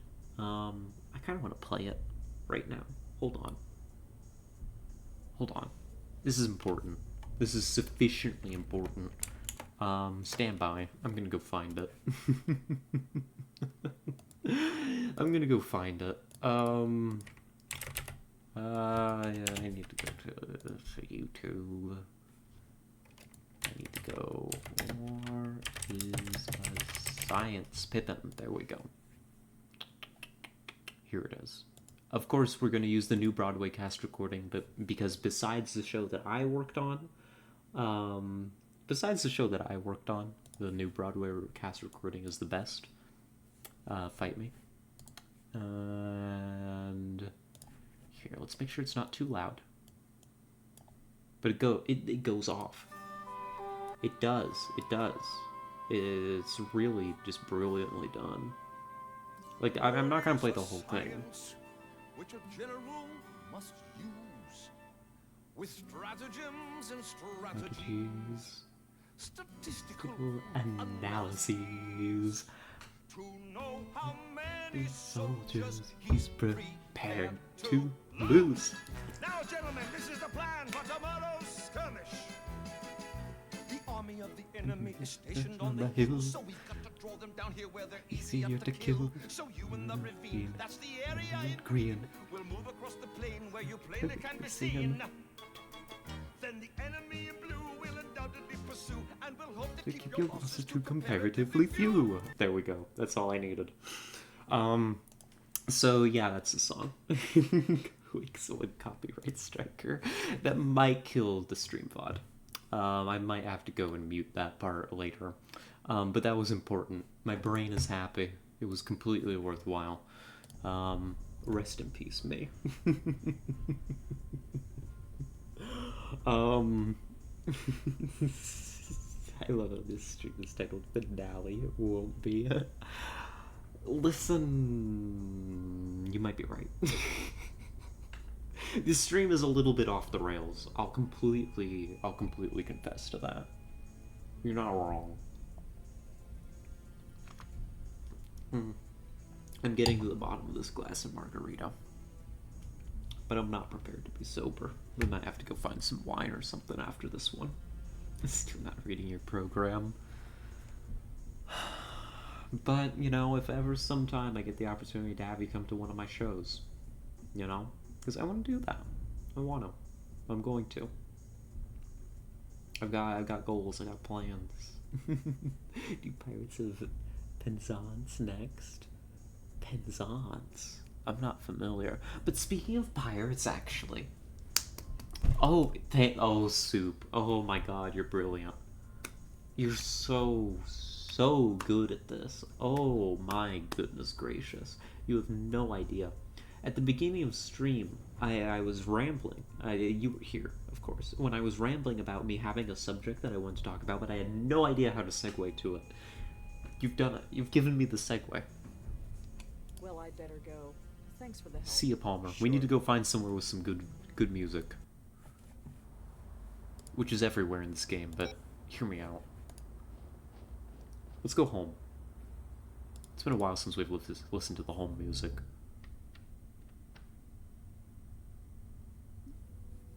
Alright, so speaking of pirates.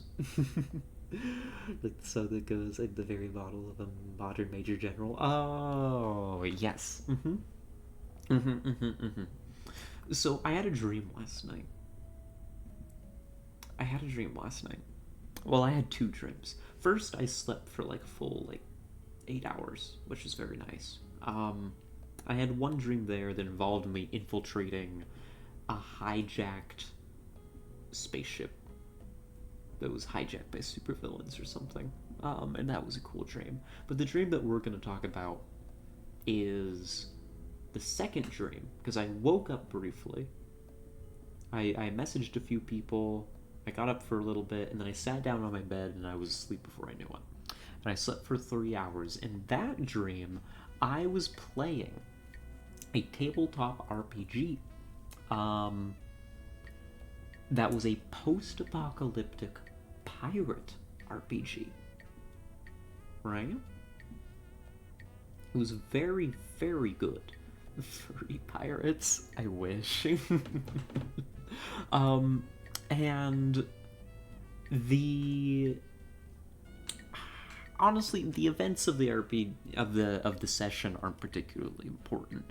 What I wanted to talk about, what I'd been thinking about in the shower before stream, was like how the mechanics that were present in this dream RPG actually addressed one of the fundamental problems that I have with a lot of RPGs, especially tabletop RPGs, and the way that they're executed. Is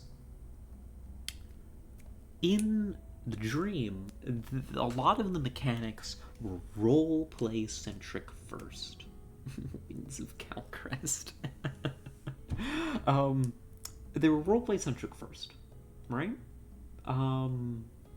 You said I was like you thought about in the shower? No, I said what I thought about in the shower was this dream, was RPGs. I don't think I said that. Not this time.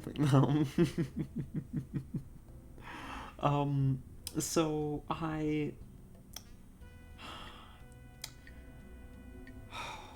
Hold on, I can feel my lungs. I need a moment.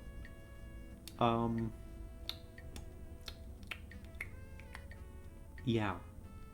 So, for example, I was the ship's navigator, right? So mechanically, my job was to navigate the ship, to control the ship's navigation, right? And of course there were mechanics associated with this, and some dice rolling, and some moving around of pieces, and all that. And that's all well and good. But what made it a sing was the fact that in order for me to get bonuses to my skills for certain checks, right? The game demanded that I roleplay to get those, right? And so my trait, my character trait, was I was a storyteller. And so I was, in order to get these bonuses to engage with the mechanical part of the system, I had to tell stories to my fellow players at the table. So when, for example, we'd be going through like a deep fog bank, right? A difficult challenge to navigate. And I would be incentivized to tell these lengthy yarns of complete bullshit about what might be out there in the fog, the local rumors that I, as a player, have just made up on the fly.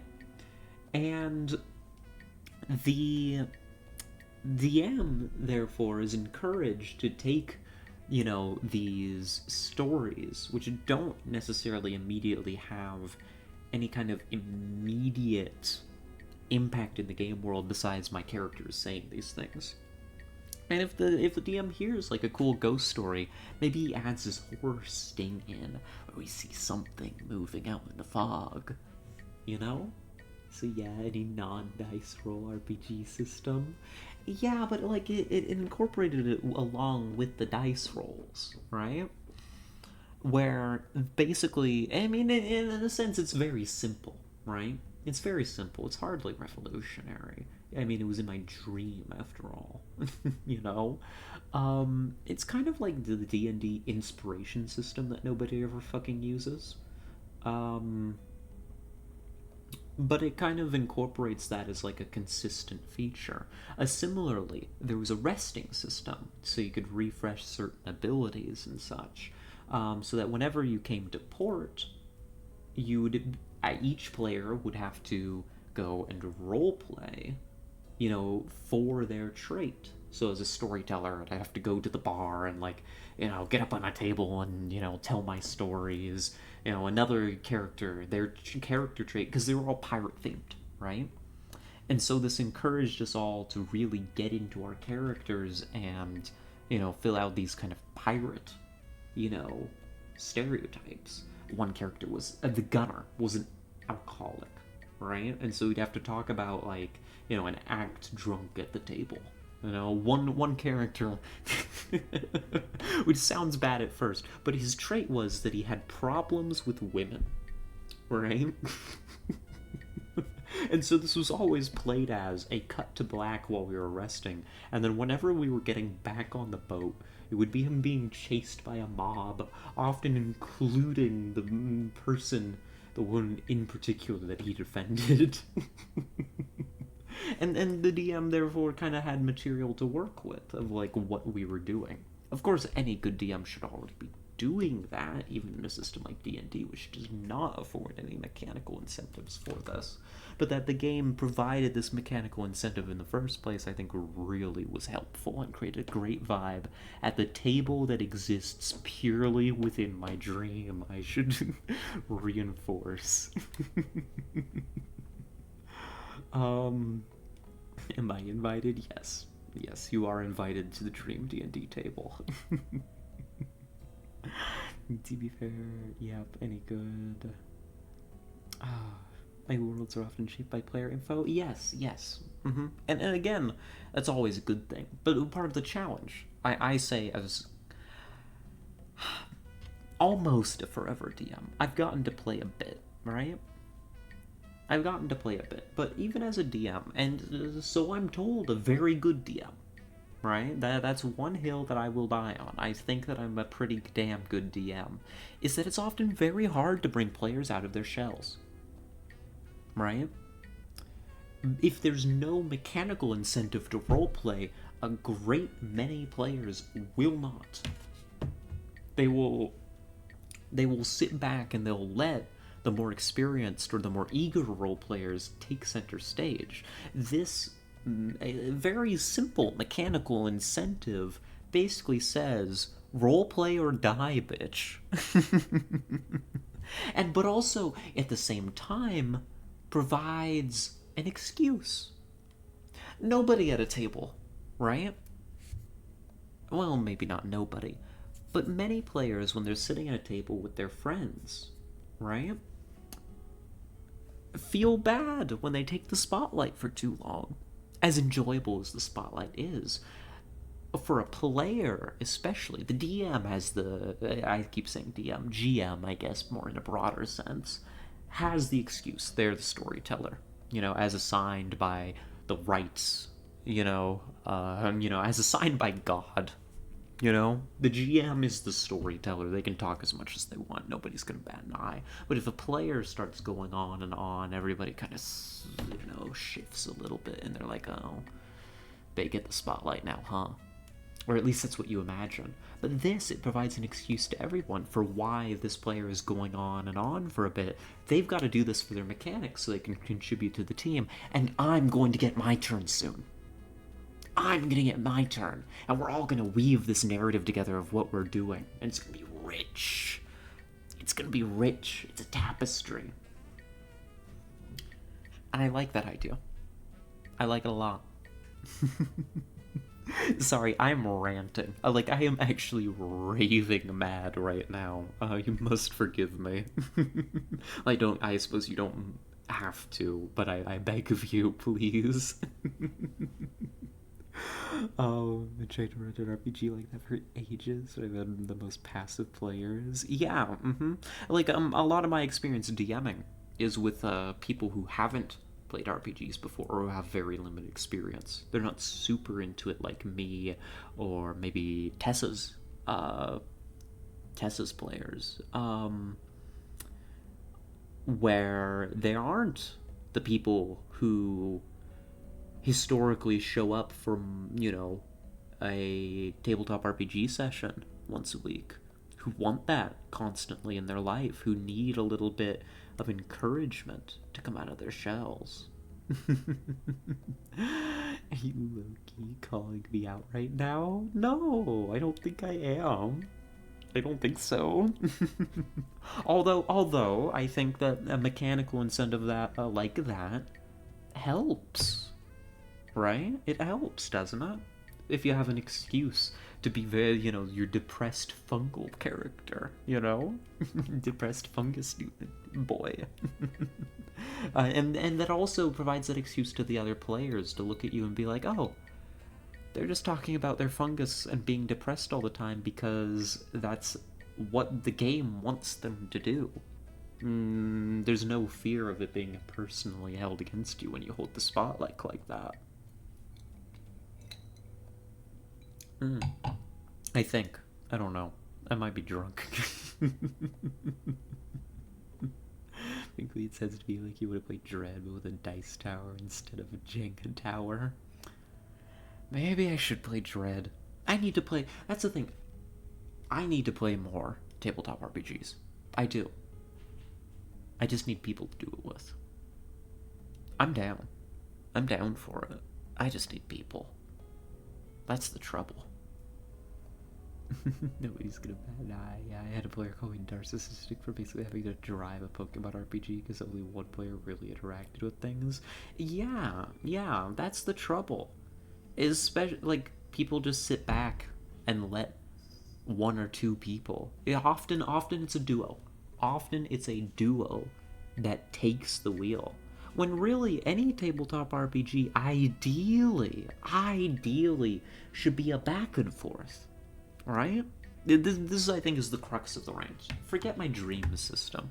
Not my dream system is my ideal system. I mean, the system that literally was in my dream last night. The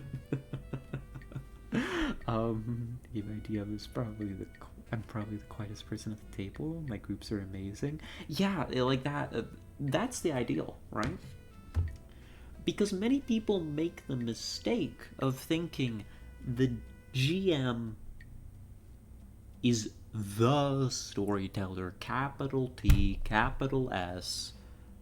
That's their job. We are here sitting listening to their story, right? And we have opportunities to interact with it. They treat it like a computer RPG, a CRPG, right? Where you are going through the world and occasionally you are presented with options. And it's, oh, congratulations, player. You now have the opportunity to choose A, B, C, or D. Or, oh, player, it's combat time. Now you get to engage in this minigame called combat. And when it's over, your agency is once again stripped from you. Congratulations. Some GMs regrettably run their games like that. That's not good. However, some players make the opposite mistake and assume that's how it's supposed to be. They expect that from their GM. And therefore it takes a hell of a lot of coaxing to teach them that actually at the table we should all have a hand in the storytelling. We should all be presenting interesting information, and while yes, the GM gets often the final call on what makes it into the narrative, what's significant, what might fall by the wayside and slip down the river, right? Fundamentally,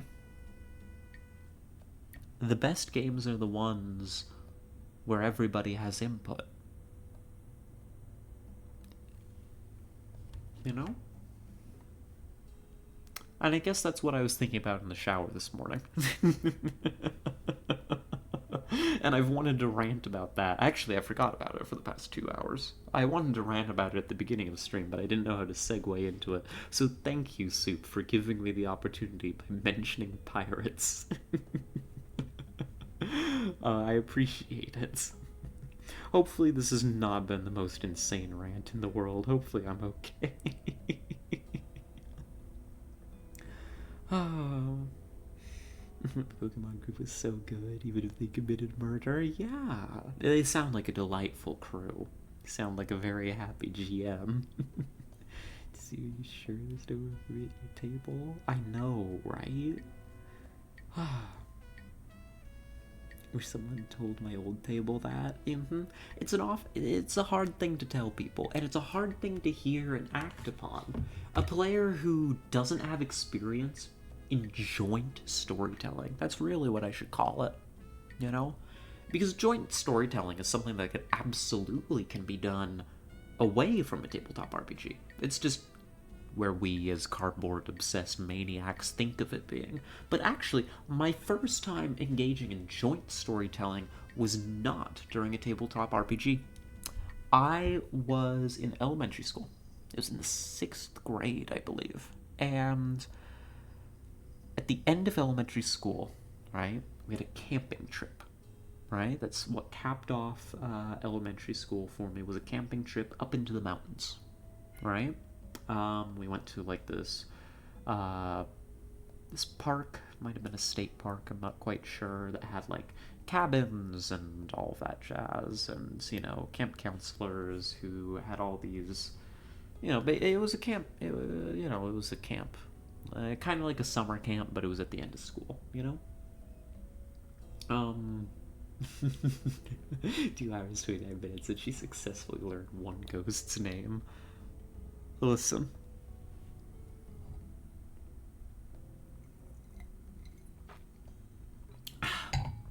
Anyways, I was at this camp, and one of the counselors had a little game for us to play. It was about, oh my god. The structure was deceptively simple. It was very simple. That's why, I mean, we were children. We were elementary school kids, right? It's why it was so easy for us to engage with it. I forget exactly where the pattern starts. It's something like in a dark room, maybe in a dark world, a dark pocket, something like that. In a dark something, some kind of space that can be occupied. And you just go around the room and you add on to it. So it'd go something like, you know, in a dark world, in a dark ocean, on a dark boat, in a dark cabin, in a dark... But each of you would in sequence be going around the room like that, adding on, you know, the next dark thing for something to be inside, as you're all sitting after a long day, you know, out hiking on trails, and, you know, you're gone back from roasting your marshmallows, and you're sitting around, you know, getting ready to go to bed, and, you know, the lights are kind of dimmed a bit, and you're all just talking about, you know, what's in the dark pocket, you know? Often it would end up being a jelly bean. You'd reach the end of the sequence, And there would be a jelly bean in the dark depths of the pocket. But that was joint storytelling. It was a very simple form of it. But it was engaging. Everybody participated. Everybody got to throw something into the pot. And for having done that, you can take pride in what you've all created together. Your idea doesn't have to be strong on its own. That's one of the troublesome things, I think, for role-playing, is this kind of intrinsic demand that some people feel to bring a strong character to the table. Right off the bat. That's why I think you get a lot of people who bring these pre-written characters who have pages and pages of story. Alright? Why you have people who spend a lot of time trying to pre-design a whole character. I'm not talking about mechanically, I'm talking about what they are going to be role-playing. Their tragic backstory. Right? Written from the get-go. When I think there's actually a lot more room to discover that at the table than you may think. You can leave a lot of that flexible. I wrote a character here recently, in past months. Unfortunately, the group is defunct. But it was a little bit up in the air exactly what was causing her bother. Sure, she was fired from her job and stuck on, a continent far from home. But was that the source of bother for her? Was it a difficult relationship with her father? Was it the absence of her mother? It was never really made clear to me, least of all anybody else, what exactly she needed for her arc. That's something that could be discovered together. We can all contribute to that. It doesn't have to be somebody else saying, oh, you do X thing because you have mommy issues. It could be, we're in this situation, a result of another player's designs, and I see something, and I and the character, we resonate with that, and I'm like, yes, this guides me towards a satisfying arc for this character. I'm ranting. I've lost it. I'm gone.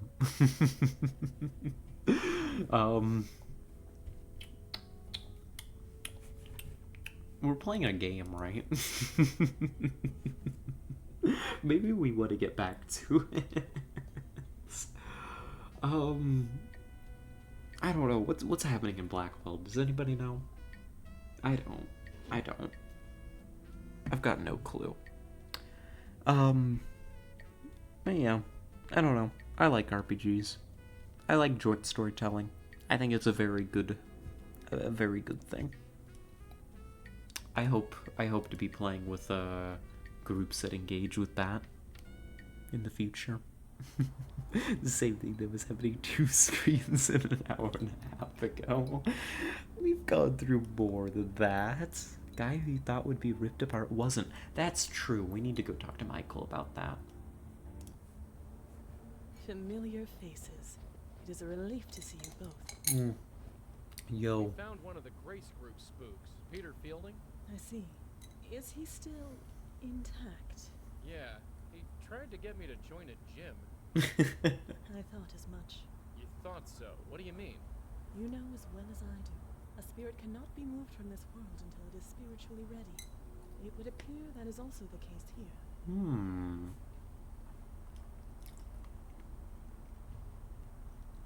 So, that's interesting. My job delivered to you. You keep talking about hoping to join a game. Well, our game hasn't had its first session yet, but it definitely counts. It's part of what I'm looking forward to, playing our game. Is developing a character along those lines of kind of being a part of that story. I'm very much looking forward to it. So no, you're not chopped liver. You're quite a bit more than that, don't you worry. But I that's the thing. I'm an addict. I'm a cardboard addict. I want to join more games. I want to play non-tabletop RPGs and still have good role-playing experiences at the board. I want a group. I want a group for that, where I can play board games with them and get into it. You know? Like, I love board games. But you know, like, most of the people I've had the opportunity to share them with has been in passing. Not a whole lot of people in my life have wanted to stick around for an experience like that, you know? Which is fair. To each their own. I can't blame anybody for it. I don't know. I like it. Hi, Tessa. Well, I'd love to play board games with you, Tessa. You know that. Just need to make a time, really. But even then, that's a bit different. It's not in person. It being in person, I think, is a part of it. Or at the very least, I don't know, an especially lively voice call. You know, that would be good. But what about George and Leah? From my understanding, they were aware of their death when they were taken. Yeah, they'd be ready to move on. Then there is your answer. They were spiritually ready to leave this world, and so were vulnerable. This Fielding, was it?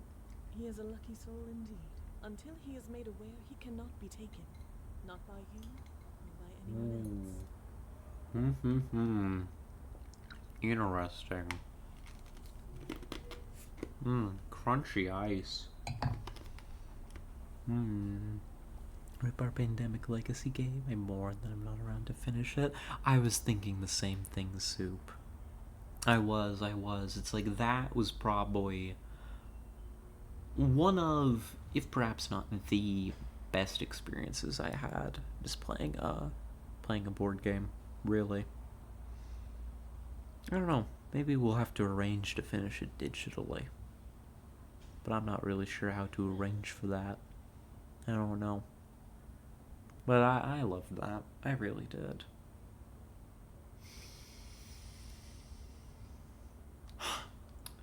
The margarita's gone. I just crunched the last ice. I'm sure you heard. I would be down. Yeah, I don't know how it would work. Yeah, I'd have to set up some kind of camera so you could see stuff, right? I think most of the work on that falls on my end. I just don't have the equipment for it, is the problem. I don't know. Something for the future. Perhaps. Perhaps. I've been working through season 0 with Kit. We cracked out a lot of it together like a few months back. Like we were playing like multiple sessions of it a day, like day after day, and then we kind of fell off it for a bit. But we did one here recently. I need to get him to finish that with me. The 60 Spy one? Yeah. The 60 Spy one, it's good. It's good. We like it. It took some getting used to, but I think we got it pretty well on lock. I played... What is this algorithm? No, that's not what the word is. Anagram. No. Fuck. God damn it. Oh no, what's the word for what that is, Tara? Betrayal, Alice on the Hill, Legacy. That has a legacy version? Oh, that sounds really good. Acronym, thank you. Oh my god. Not only did I not know what the acronym stood for, I didn't even know what the word for acronym was. I may be a bit gone. Yeah, it's great. Yeah, Legacy's delightful. I enjoy legacy games quite a bit. I've been trying to keep a Risk Legacy going, but again, like, I did it with one group, and a bunch of people were like, "Yeah, we're committed to this. You know, we're gonna sign the board, and like we're ready," and they did one session, and then a bunch of time passed, and I got a new board game group together, and they'd been together for about a month. I put it in front of them, and I was like, "Do you want to play Risk Legacy?" Yeah, they were like, yeah, I'm into it. Let's go. Oh, this is exciting. And they signed the board, and they had a good time with the session, and then they disappeared. They just stopped getting together. And life happens. That's the thing. We're adults. It's hard to get people to commit to even a weekly event, right? Once a week. Just a little, a few hours of somebody's time. That's tough. It's tough. It's not an easy thing to get somebody to sign on to. I know for sure. Like, I am committed. Tonight is EU4, on my weekly EU4 game. That's a tough thing to get people to commit time to. Believe it or not, this EU4 game is organized out of a very big server.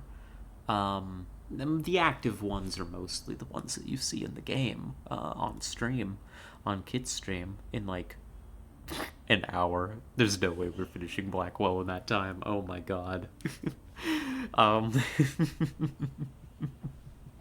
But like, I had to go out of my way to ensure that I could consistently make it to this game, because it's something that is important to me. It's something that I enjoy a lot. It's something that I had to make time for. I had to tell my place of work, hey, if I'm going to start doing afternoons, the shifts that go until 10 p.m., you can't schedule me Wednesdays. You can't do that.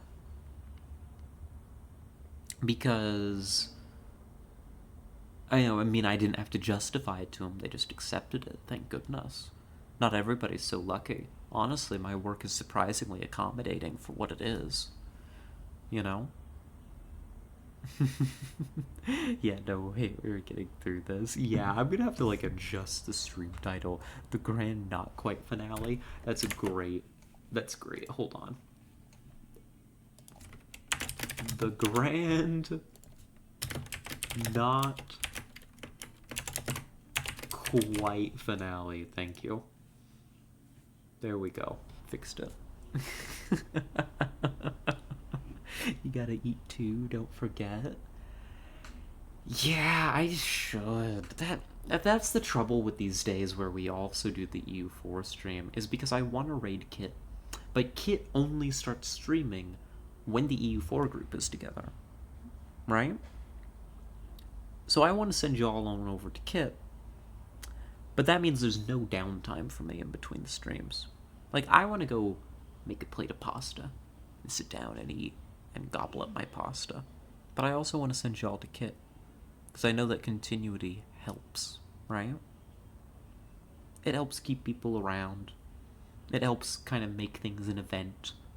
I understand that. It's a conflict. And usually I've resolved that by not eating. I'm gonna play Risk Legacy, but so bad. It's good. I've played 3 games of it. The prologue game and 2 actual Legacy games. I really like it. I think it's a strong design. There is a reason that Risk Legacy ushered in the age of Legacy games. I believe that Risk Legacy was the first of the Legacy designs, if I am not mistaken. Back when I followed board game development as a whole much more closely, I believe that I learned that Risk Legacy was the first to really get into that. And I think the strength of the design shows, right? Because yeah, I'm sorry, I'm completely given to the rants now. Risk as a board game design? This isn't a hot take, this is like a cold, hard developed take. It's kind of not amazing. I know it's a classic, but Risk, I think, is one of the devilish three. Right? The devilish three: Monopoly, Risk, and Game of Life that turn people off of board games. Right? I do think that Risk is the best of those three. I do think it's the best, but I think if anything that makes it much more of a pitfall. Right? Game of Life isn't even a game. Right? You make a very limited number of choices. Your success is almost entirely a resultant of making not only the arbitrarily correct decisions, right? The arbitrarily correct decisions built into the game's deeply flawed design, but also that you just roll better with its little spinny wheel thing. Game of Life is bad. It's bad. I'm sorry. It's fundamentally poor game design. That's not to say that some people don't enjoy it. Some people do. It's just bad game design, right? Some people like bad games, but it's a bad game. You call this a stream, more like a trickle? Never before have I been so insulted, goodness gracious. Shaking my head. Wow, soup. I deserve that.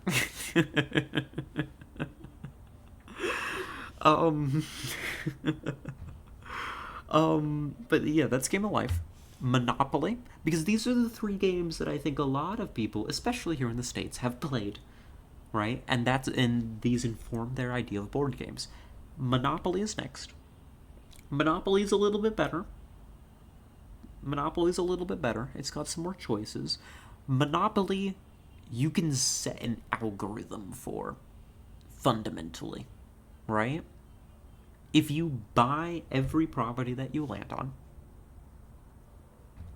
and every turn you spend money on houses and hotels, right? In a... Oh God, I forget the ideal order. There is an ideal order. I think it's the most expensive first, right?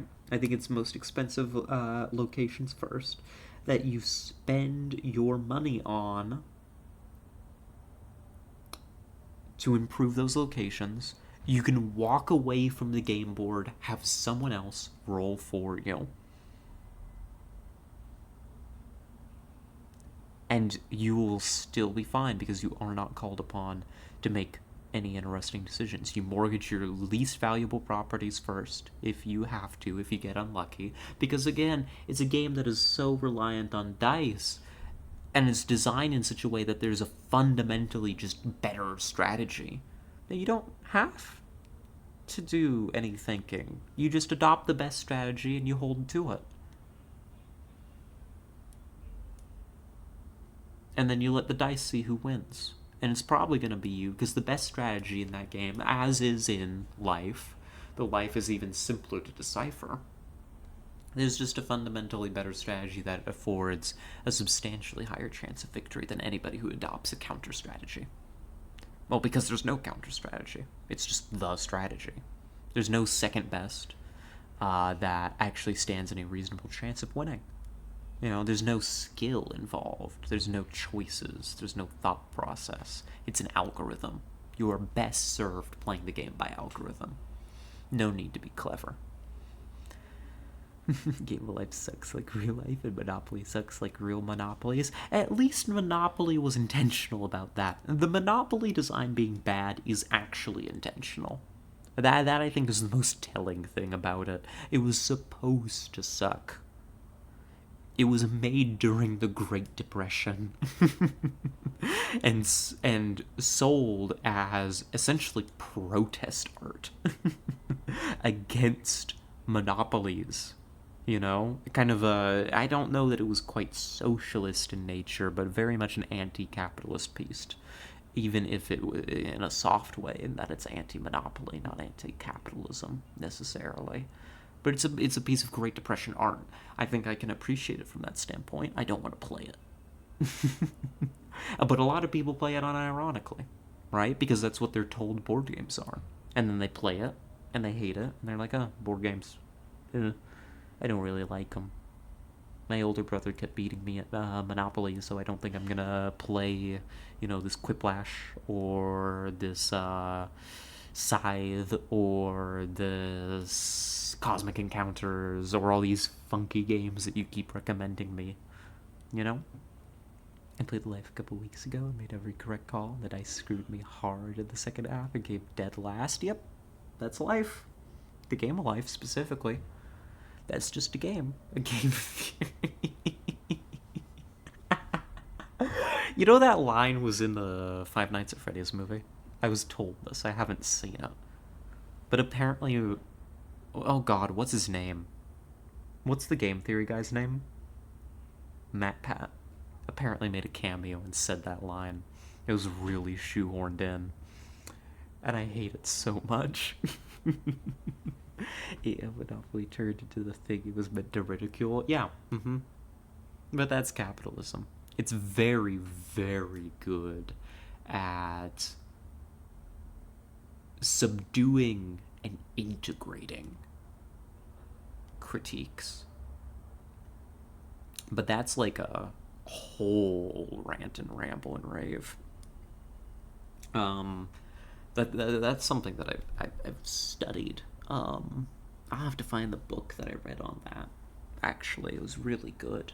But the fundamental idea is that capitalism, one of its strongest survival mechanisms, is its ability to capitalize even off its critiques. It's why companies, media companies, like, for example, Netflix, right, allow and often even encourage the publishing of critiques of themselves, of the capitalist system as a whole. Why they don't care, why they don't bat an eye. Because it makes them money. And because the purchasing of anti-capitalist merchandise and the support of anti-capitalist television shows owned by capitalistic, corporations, businesses, etc., actually only serves to subdue any real means of resistance. But anyhow, yeah, Monopoly as a game becoming what it was meant to ridicule was very unfortunate. Very funny. And then the third devil of board gaming, Risk. This is what this rant is actually about. Risk. Oh, Risk, my beloved, my hate. My hate for Risk is so great, but I love it so much. Risk is almost a good game. Base Risk, right, is almost a good game. That's what's tragic about it. It's almost really good. It just has sufficient mechanics in place to allow for a snowball, right? But that's how every game ends. Is a snowball. Or a long, protracted victory, right? That, of course, ends in a snowball as well. There is a very precise sort of management. There is skill in Risk, right? The better player often does win, but the better player is not a better player in the way that you'd think that the game asks you to be. You think that Risk is asking you to be a modern Major General. The very model of a modern Major General is not the one that wins at Risk. It is the one who looks at these edge case situations. If you get the killing blow on a player, you get their cards. If you wait to turn in cards, you get more from them, more troops.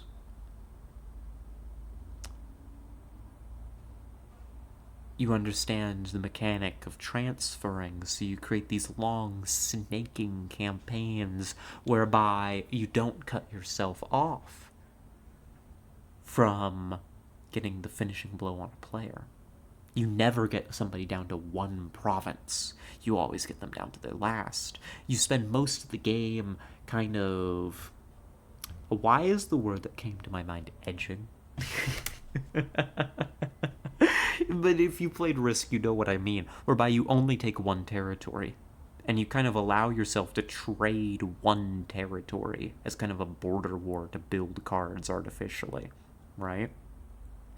In order to build up for your snowball, right? Yeah, is right. I don't know why that's the word that came to my mind. If you are the only person who is doing these behaviors at a table, you're gonna win. That's why I win against my family constantly. I'm great at Risk. Compared to my family, at least. And even when I came up against my father, who's also aware of these mechanics, right? He's quite good at games. Quite famously. You know? He did Magic tournaments back in the day. He's pretty damn good. Even against him, I could beat him. Right? I'm pretty damn good. I have an understanding of Risk's mechanics, and I can say as somebody who's really damn good at Risk that the game fucking sucks. Because you're not fighting Napoleonic Wars. You're fighting a game of manipulating timers, right? Of being mindful of when your forced turn-in is, of judging exactly how many troops you're going to get, because each troop represents a dice roll for you to win. Right? You're maximizing a number of soldiers on the battlefield. It's nothing else. Right? You're making sure that those troops are used in this massive world-ending snowball. The amount of games that I have ended from positions that everybody else has deemed lost, doomed, on my final legs, because they don't understand that I'm about to turn in and get 50 troops and steamroll every single province, because I have been watching your hand sizes, so I know when I get my forced mid-turn turn-ins, when I take you out. It's dumb. It's so dumb. Not to mention dice can fuck you despite making the right decisions. That's also part of it. Absolutely. Absolutely, the dice can get you pretty bad. But that's why Risk Legacy is so good. It still has the dice, although it does some good things with the dice. It gives you some options to manipulate dice rolls in interesting ways, as best as the Risk system allows for, with the use of missiles, of territory modifiers, etc. It has population modifiers. It does away with the constantly increasing turn-ins. It gives resources for contesting certain areas, which encourages you to not do the I'm constantly trading territory for territory, right? In order to farm cards. It gives cards different values, which is part of the legacy element. It's good. It's really good. Oh my god, it's so good. It takes Risk, a system that is that has potential to be good, and actually makes it good. It revamps it. That's what makes Risk Legacy so wonderful. And the legacy element is a nice dollop on top that says, yeah, keep playing. Live with the consequences of your actions. Risk Legacy is good even without the legacy elements. That's why Risk Legacy as a whole is so strong. But yeah, that's my rant. God, this stream has been completely off the rails. We've been going for 3 hours now, and it has just been me ranting. It's good. And it's been a while since we've had one like this. I've missed it. It's satisfying. I enjoy it. It's a good way to cap off the week. So you've never seen this before, Madeline? You've never seen Risk Legacy? So to speak. Nothing like this has ever happened to you before? The destruction of the very essence of life. No. Such a thing is difficult to contemplate, and to witness it, even more so. So wait, this is our fault? Whatever do you mean? Leah, George. Just by trying to save them, we destroyed them. I suppose. Yes, it could be seen that way. But please do not blame yourself. How could you have known? Ignorance doesn't change anything. I mean, George kind of Whatever got or himself whoever is killed. taking these souls, they were marked long before they died. All we can do now is move forward and save who we can. That's fair, that's fair. We should have just chatting streams instead of torturing Tessa. Well, occasionally you gotta flip the script, right? Although, honestly, I would love to do just chatting streams. I would. Or streams that are primarily dedicated to just chatting, right?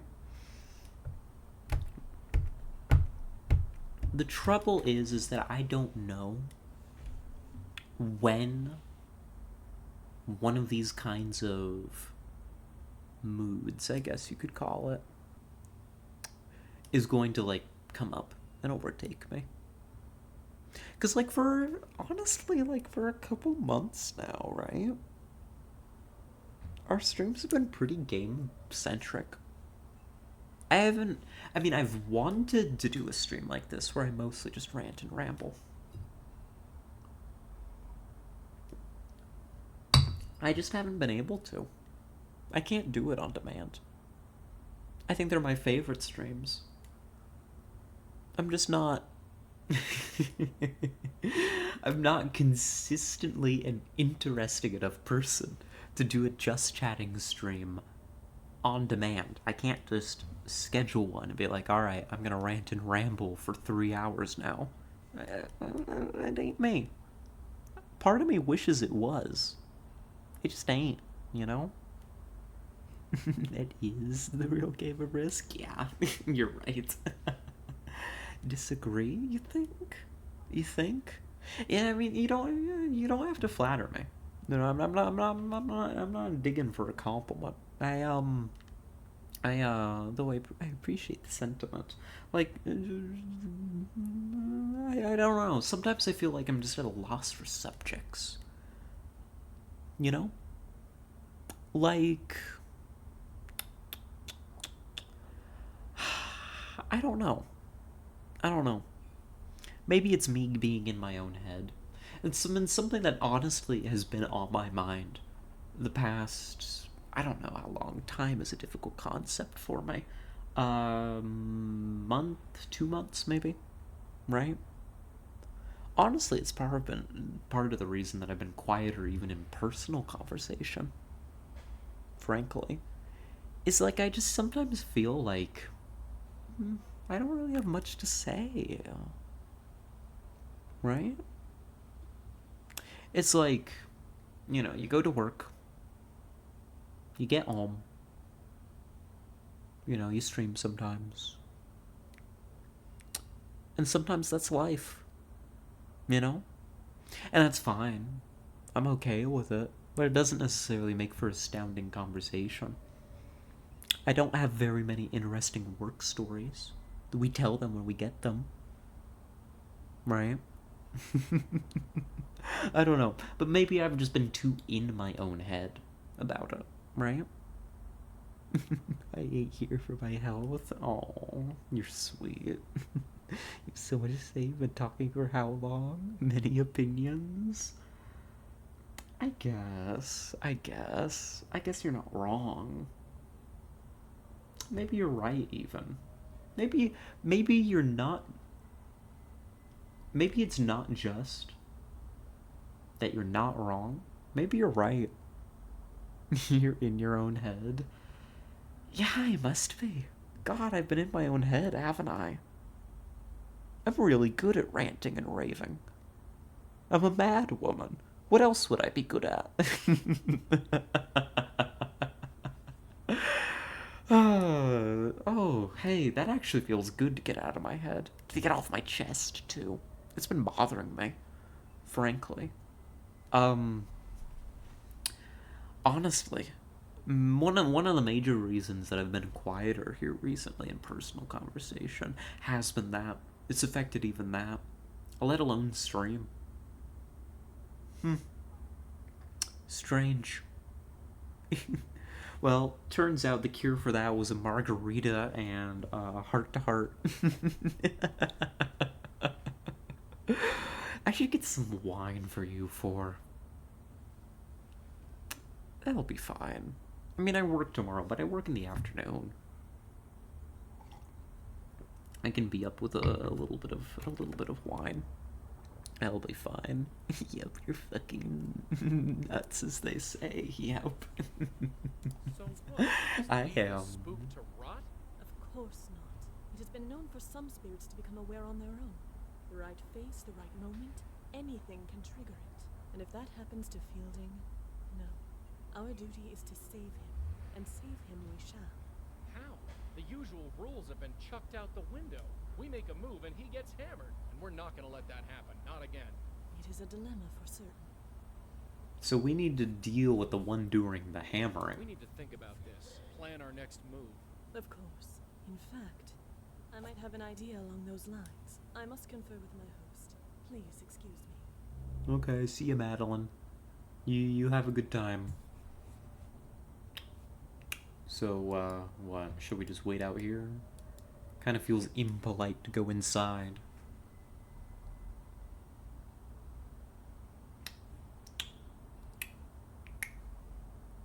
You know, I think we're supposed to follow.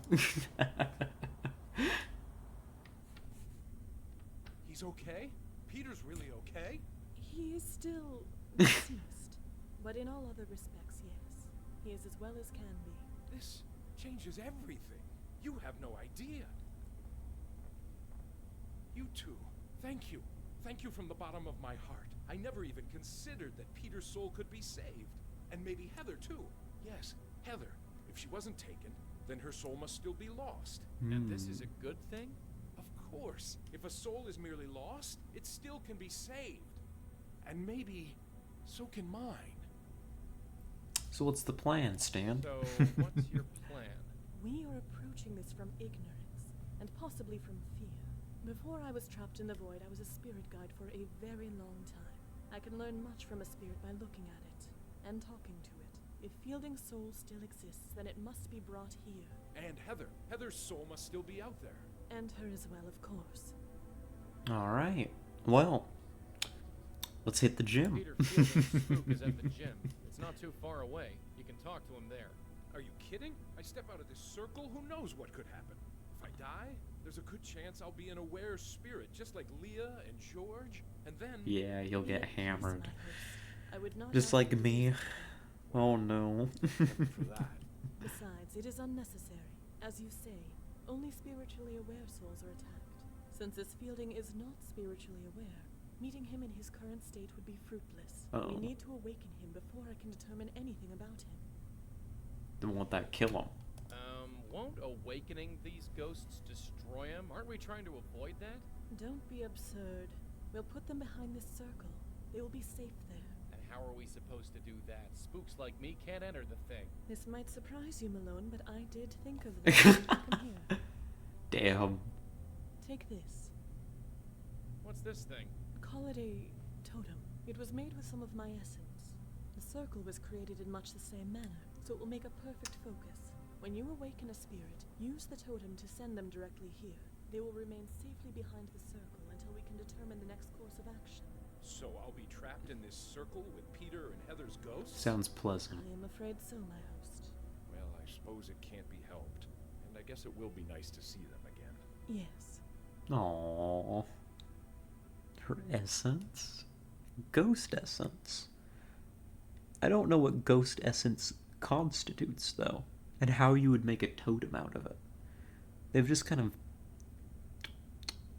put that on us, and then like, ah, yeah. Yep, you can totally use ghost essence to make totems. Don't worry about it. Can we make Joey totems? Maybe like Joey's tie. Yeah, like Joey's tie. Though, didn't Madeline say once that she doesn't understand the whole tie thing? Maybe it's similar, though, fundamentally. Yeah, mayhaps. I'm doing this thing today. maybe it's because of the alcohol. Maybe I'm not entirely with it right now. But I keep, like, usually, y'all live right there. Right here on my desk is where my phone is with chat on it. But recently, today, I just kind of pick it up. I'm gonna kind of get it cozy. Kind of lean back. I kind of got y'all here. You know? She didn't know ghosts could do that when Joey told her, but then Joey told her she's nothing if not crafty. That's true. Madeline's a crafty one. She's dangerous. I'm glad she's on our side. If she wasn't, we'd be in big trouble for sure. Like, she's been at this for ages. I mean, given the state of her dress, I mean, God, that could be like, you know, medieval. I wonder when she died. Ages ago, certainly. Anyhow, tell me about Is there Peter. anything else you can tell me about Peter? Anything that can help us? No. Of all the people in our group, Peter was the one I spoke to the least. I think George once belonged to his gym. Even took personal training sessions for a while. But George wasn't really the personal fitness type. Yeah. I need to know everything you can tell me about Heather. Well, there was one thing. It was a confession of sorts, you see, and she trusted me. What was it? You don't understand. It was a confession. It might have been a long time ago, but it was still a sacred trust. I can't betray that trust. It goes against everything I believe in. God Don't damn you think it. that under the circumstances she would understand? I'm not sure God would. Does it really matter? What's the worst that could happen? You lose your soul? Damn, Joey. God, when you put it like that. Heather was a prostitute. She wanted to confess, but didn't feel right entering a church. She might have been Jewish, judging by her name, but I think she just wanted to speak to someone who understood. Understood. Someone who had been to grace group meetings. Someone who had had a life-changing revelation, like I did. I don't know what her revelation was, but she wanted to purge herself of her old life. So she asked if I could come to her apartment and listen to her. So I did. Do you remember where she lived? I was a priest entering the house of a prostitute. It's not something you forget. She lived by Tompkins Square Park. Here's the address. Thank you. Thank you. Joey hates cops and God. Thank you, Joey. As the kids these days say, based. God would understand and fuck them. I guess we should get going. Then I do believe our talk is concluded. I will return outside. Alright. Hey, Madeline? Yes, my host. It's all right. All right. Yeah, stay inside. It's cold out there. I don't feel the cold, my host. I know. Just stay, please. And thanks. It is my pleasure, my host. Oh, good for them. This Michael guy's growing on me. He ain't a bad sort. He ain't a bad sort. We got off on the wrong foot with him holding a gun up at me, but, you know, he ain't a bad sort. Oh, hey. There she is. They just kind of look at each other. They're like, yep, hey, there she is. Pass through the garden gate. Isn't that a song? Hey, how do you get in? Ah, hello, miss. Hello. Answer my question. How do you get in? Oh, the gate was open. Is that all right? Sure, I guess. Just be sure to close it when you leave. I don't want to get in trouble. The gate was open, which clearly is not accessible. Finally, a priest that doesn't seem like a horrible person. Honestly, a first for the channel. A first for sure. So, how you doing? Excuse me, miss? Oh, hi. What's up? You're Heather Goffstein, correct? Is your name Heather Goffstein? Oh, I see. You came from Ray. Ray? Of course. You did come from Ray, right? No. No, sorry. I don't know who Ray is. Oh, then, I'm sorry. If you want a date, you'll need Ray's permission. A date? Isn't that why you're here? No, not at all. I just want to talk. Really? Really? Well, I suppose that's all right, but we should stay out here. If we don't go in the bedroom, then it's not a date. I see. So Ray is the name of the pimp. We may have to hunt this character down. You don't seem surprised. You don't seem terribly surprised that I'm here in your garden.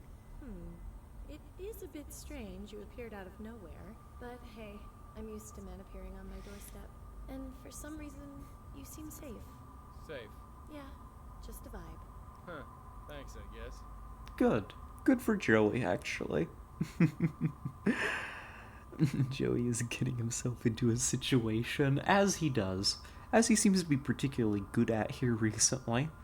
But he's a real ray of I can't speak. A real ray of sunshine. Yeah, something like that, I'm sure. You sure you should be out here? Why shouldn't I be? It's perfect. It's so nice to finally have a night clear enough to enjoy this place. Clear. Clear night. Right. Huh. You live here? I do.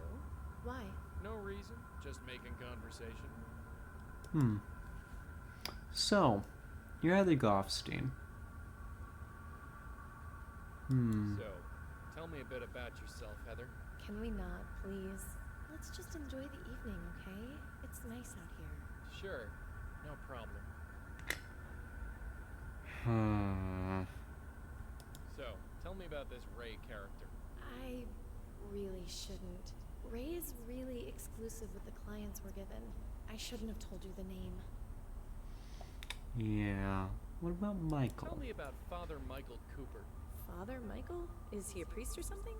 Yeah, or something. He was part of the Grace group. I don't know him. Sorry. Are you sure? He seems to know you. You don't meet many priests in my line of work. Or at least, if you do, they don't usually tell you. How strange. You would think she would remember the Grace group and Michael. I suppose she's dead. That seems to be a lot of memory loss, though. Can you tell me about the Grace group, Heather? Grace group? Yeah, you were a member, right? Sorry, I don't know what that is. Think. You met in the basement of Grace Church. What, like AA? I'm not an alcoholic, thank you.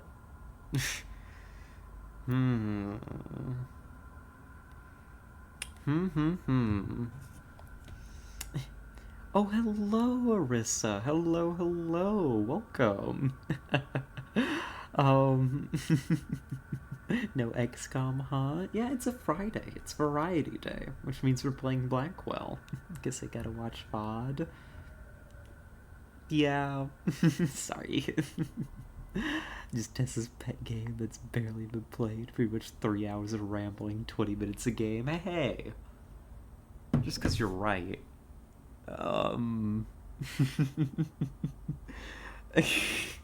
There's been a lot of talking today, what can I say? Easy, didn't miss much. Ah! What, you're saying that the things that I say are uninteresting? Arissa, are you by chance saying that I, as a person, don't have many interesting things to say, and that I should simply remain quiet? Because, if true,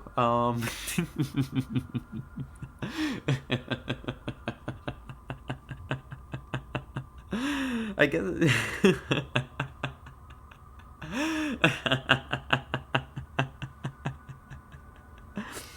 Sorry, you stumbled into...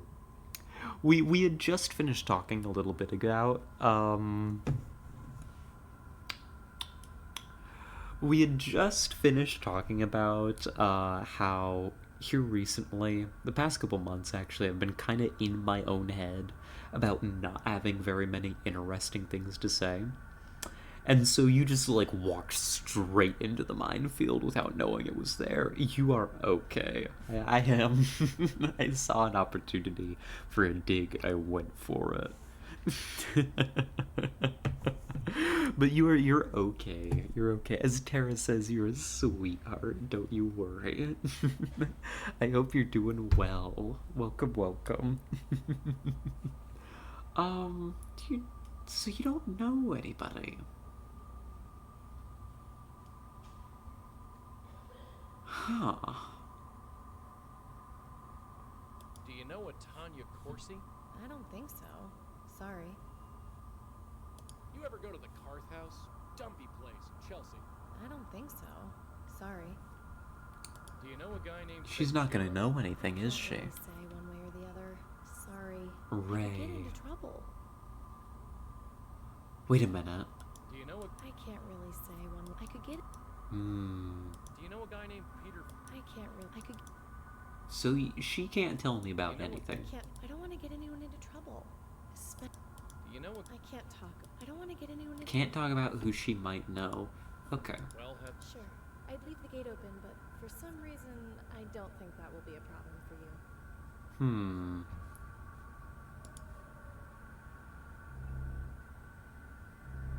Just a dark hallway. I can't see a thing in there. Strange. I played games with Mizu, had fun, that's why I'm late. Oh, sounds like a lovely time, though. I'm happy for you. Can't see much, just a hallway. Nothing important. Nothing important around here. Guess it's time to go.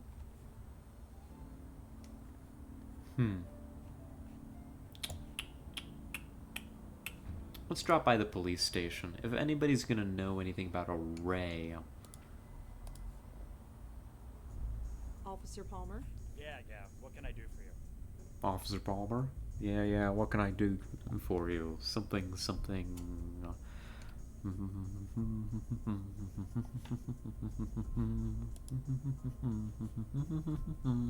I'm sorry.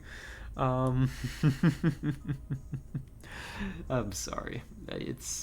I've got a problem. Do you know anything about someone named Ray? I don't know who he is, but I think he's involved with prostitution. Prostitution?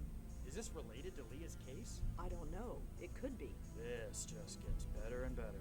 Anyway, Ray, let's take a look. Okay, the name Ray definitely comes up in the Vice Department database. Bingo. There was a raid on a bar called Vantini a few years ago, and someone named Ray was taken in for questioning. No charges were made. Just Ray? No last name? No. Whoever Ray is, that's his full legal name.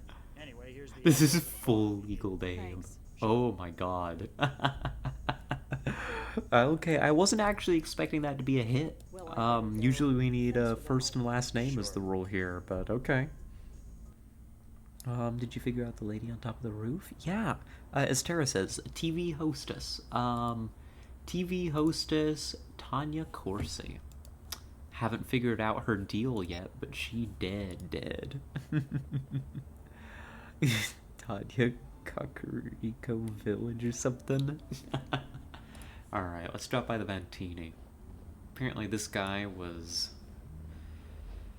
running a show out of here, probably. Will you look at this, Denise? Someone brave enough to join us in this weather. Well, brave or stupid, anyway. You know me, right. stupid. Hi.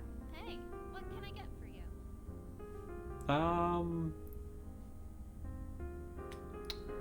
We'll get a drink to start.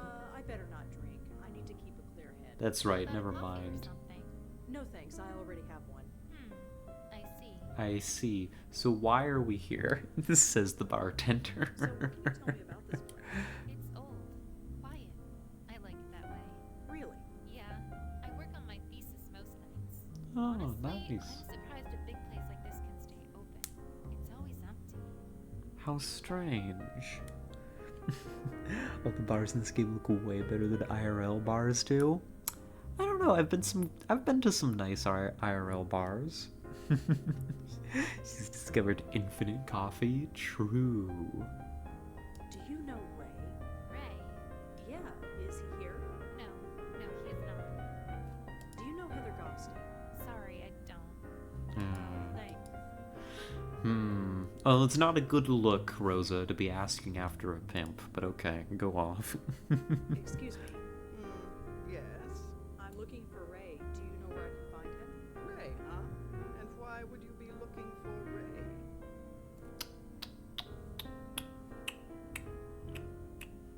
Unfortunately, somebody is dead. I'm looking into a death. Ray knew the victim. Oh? In what capacity? She was a working girl, Heather Goffstein. She worked for Ray, and now she's dead. I see. Worked is the appropriate word, I suppose. Heather left my employ a long time ago. Oh, you're Ray. Ray, she's right in front of you. The former Rachel Mendez at your service. Okay. What a surprise. Huh.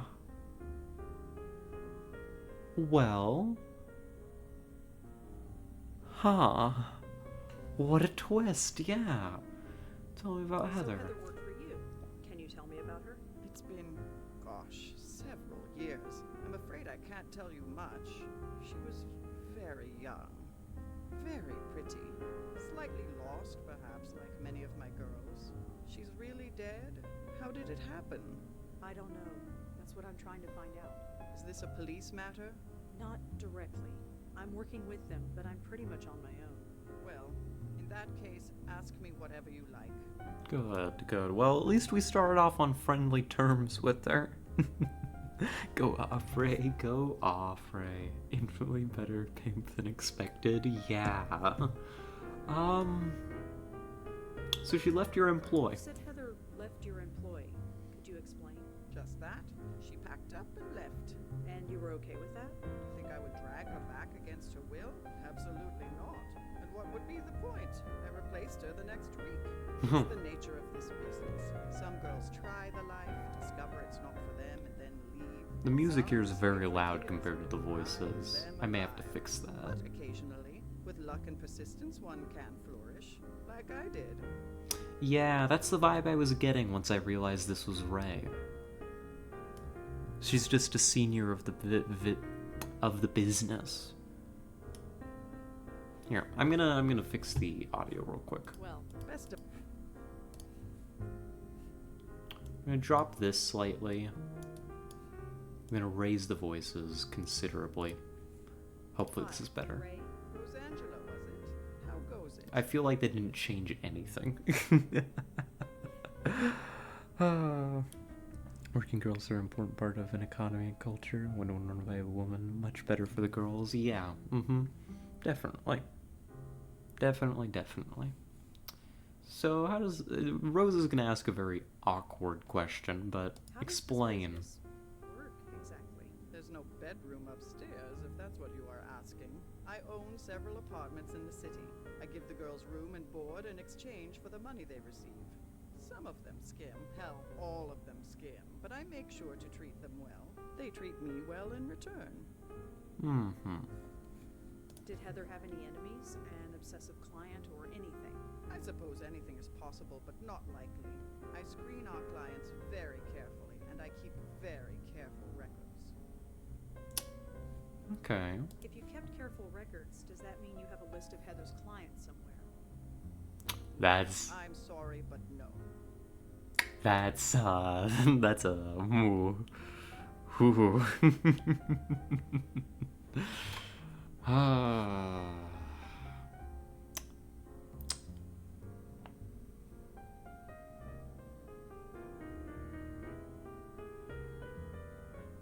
So you work here? Not directly, but I suppose I'm as much a fixture here as anything else. I really need that client list. Absolutely not. Yeah, that's propriety. Or, private something. Privacy is part of that service. Yeah. That client list stays in my office where it belongs. In your office, you say? Okay. Joey? Well, I guess... Sorry I can't help you. For what it's worth, I liked Heather. I'm sad she's dead. I suppose a drink to her memory is in order. Care to join me? Thanks, but no. More for me then. Please. One gimlet, please. You know how I like it. Okay, so she's got her gimlet. Joey? Get to work. If I can look at my customers to just with it and we're actually attractive, I'd be willing to work for her for room and board. Yeah, yeah. You know? Fair. Fair. Doesn't look like anyone's... No idea. What is up here? Is this a gin joint or a living room? All I'll see is all... This is not her office, which I guess is to be expected. What do you want me to... But what's up here? Anything? Rosa? Hey, Red, get over here. What's up? Looks like the kind of place where old men would read newspapers. If people still read newspapers anyway. No. I've been walking nonstop for 2 straight nights in the snow. I don't want to see how I look. Fair. What is with this room? There's gotta be something in here. I guess it's not something we can work with right now, though. But yeah, I do a lot of things for room and board, I'll be honest with you. It's an emergency exit. Emergency Whoever this was, access. he signed it. Thanks for the tie. With love, A.G. Huh. It's a painting of a woman dancing. It's dedicated to someone named Mistress B. Looks like some kind of promotional poster for a burlesque act. It's Ray's martini glass. Thank God for... I should have...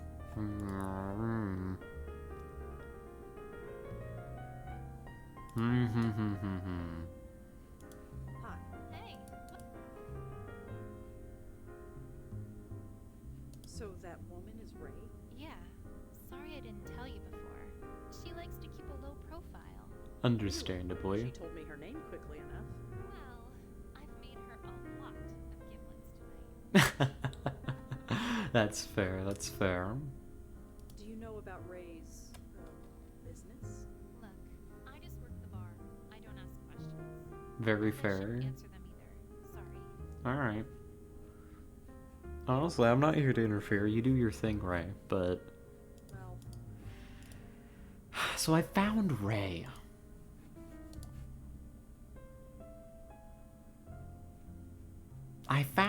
But I don't have very much about her. I need that client list from her office. But I don't think she's gonna respond very well to me threatening her with police action. She's been in this too long. She's gotta know that that wouldn't be easy. Hell, she was taken in a police raid years ago. No charges pressed. She knows her stuff. You know? She's got to have her business on lock. So I shouldn't make threats that I can't back up.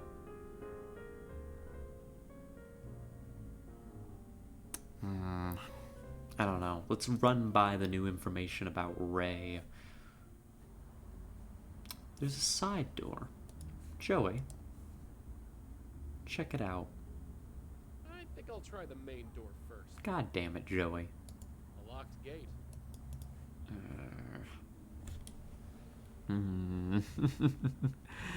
Oh, Lily, both you were pretty enough to get some good customers. Oh, thank you. I'm flattered.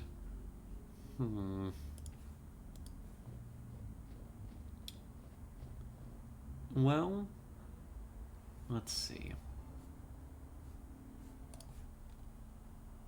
Let's check in with Heather. Joey?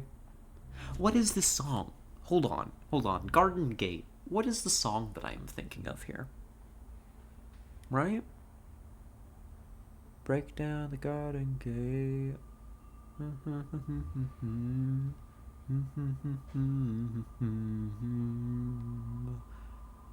I don't know. I guess you'd call it classic rock, probably, based on the tune that I'm hearing in my head. What is this song? I've had to have listened to it a million times. One of those things that, you know, the radio you tune into the radio channel that's like, we the best in classic rock, and then they play the same songs that everyone else does before Imagine Dragons comes on. Oh, I know. Yeah, you would know, Soup. You would know. You know all the songs, frankly. What is this? Something. Wait, is it Life is a Highway? Hold on, it can't be. No. Oh. Break down the garden gate.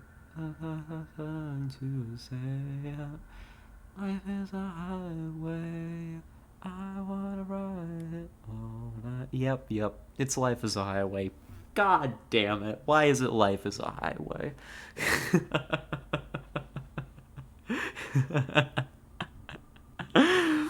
Oh, no. My brain is rotted to the core. How could this have happened?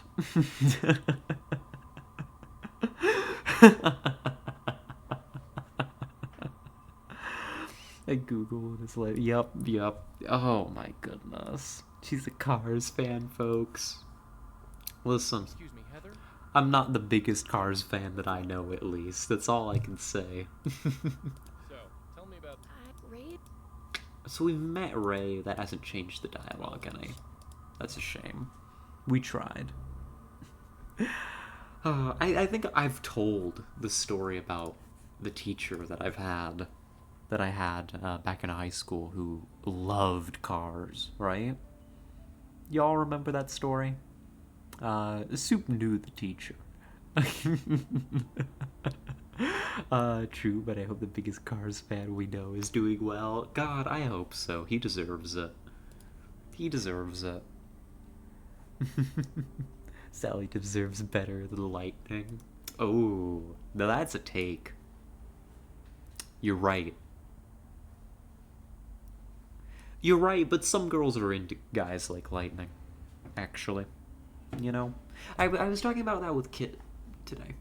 I ran into him this morning when I was getting ready. Actually, it was very pleasant. When I woke up for the second time today, because I woke up once and then I accidentally slept another 3 hours. We've talked about this. When I woke up the second time, I heard Kit out in the living room, in the kitchen, doing things, just moving around, talking to the cat, doing his thing. And I realized how much I've missed that, actually. Like, waking up and hearing people moving around the house, right?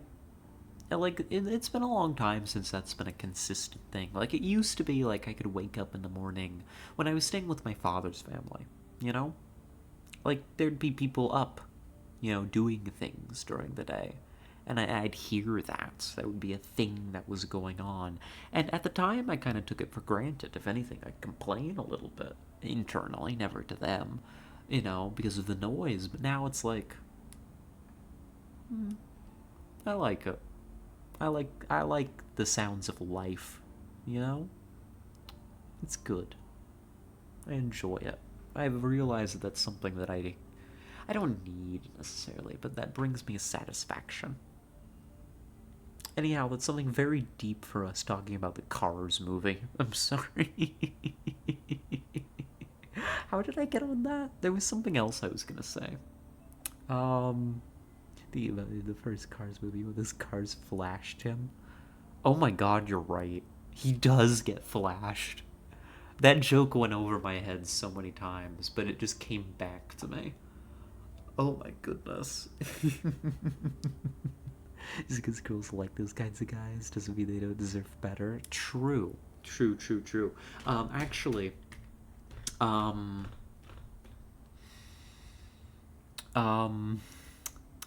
what I was talking about with Kit is Kit has made a friend online who is... they play Valorant together. It's not that deep. But today, or maybe it was last night, or sometime here recently, they were playing Valorant together, and he noticed that she was suddenly in silver, right? And it was like, huh. You know, that's kind of strange for like a low bronze player who frankly isn't amazing to suddenly be in silver. And so they played a few games together, but she brought along what he described, I'm going to use his words, as a boy toy. Who was good at Valorant. Who she described, using her words, she kept him on a leash so he wouldn't do too well in their rank, who was carrying her. And Kit and I talked about how, yeah, apparently some people are just into people like that. And she's just kind of collected him, and you know, she wants to keep around a boy toy. And anyhow, that's why I was talking about running into Kit this morning. That's one of the subjects of conversation. It's because they're at NASCAR and all the girls be doing that to NASCAR drivers. Yeah. So it be. Did you just now realize? Yes, I did. I just figured out the joke. It's telling that I've watched the Cars movie enough times that the image of that scene came back to me. Like I can see it in my head. Rich coming from Kit. Yeah, also true. Also very true.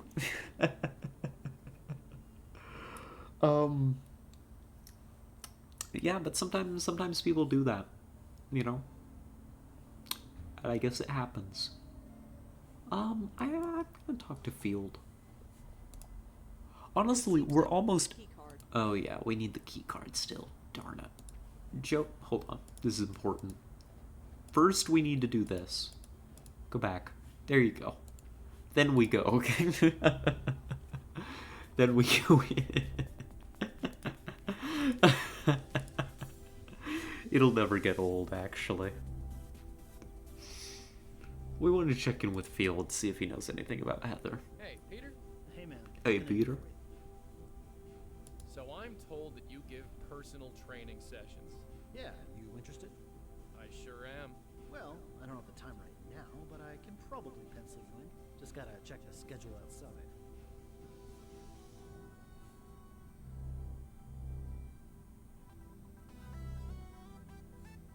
How about next Tuesday, say 11 a.m.? Sure, I think I can swing that. Great. Here's my number in case you need to reschedule. You got a phone? Ah, no, well, I'll just remember it. Okay. 646-555-0425. Thanks. Great. See you then. Alright. Hey, aren't you gonna pick up the marker and pencil me By in? the way, when you come to our session, don't wear a suit. Thanks, buddy. Appreciate it. Rosa. We got that number for a reason. I'm curious about it. Hey, this is Peter. You know what to do.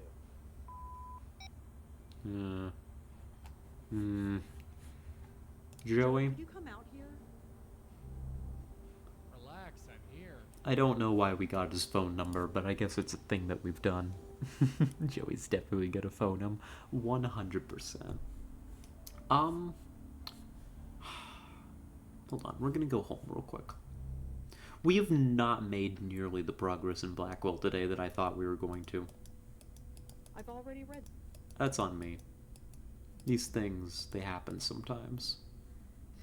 Sometimes I rant. But I always wear a suit. Thank you, Joey. Why? Oh, gosh. You can do that now. You can just make Joey say things in chat. Because you have his chat head. Oh, that's brilliant. Oh, Soup. Oh my god, that's smart. I just realized. I think that you had done that a couple times before, but I'm just now realizing it. Joey can now participate here. Genius. You know what? You know, if we did, we're not going to. I'm not a believer in in the use of AI, let alone on streams. I find them distracting. But that would be a fun one. Is a Joey AI bot, you know? So you could all do Ask Joey redeems. Like I always say, drink your respecting women juice. Yes. You gotta respect women, just like Joey. This guy right here, he respects women. By the way, I love the emote. It's great, isn't it? I don't think you were here for the talk about it, Arissa, but Soup has made us some emotes. And they're wonderful. I am gonna do something real quick. I'm gonna leave you all here. Is Soup cool now? Soup was always cool, but I'm glad that you recognize it now. I am gonna be right back. I'm gonna run to the restroom real quick, and then we're gonna raid Kit. I would wait to do this in another order. However, I doubt that Kit's alive yet, number one. And number two, I need to go to the restroom. So I'll be right back. You all do your thing. And I'll catch you in a moment.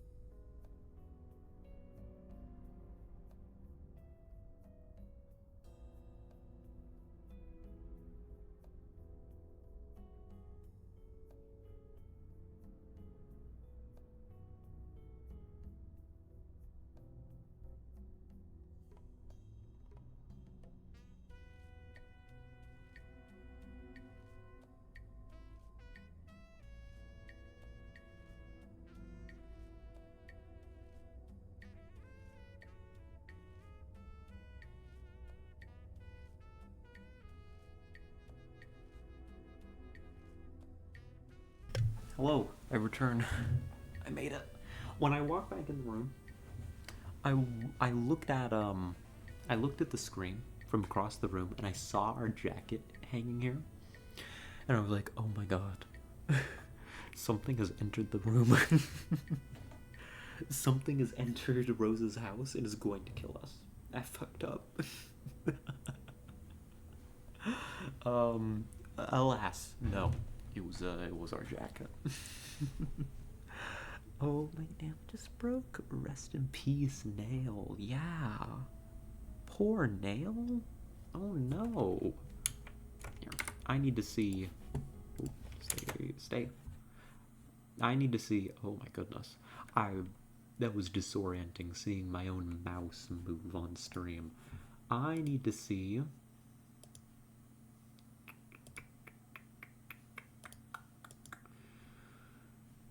Are they gathered? Oh, they're gathered.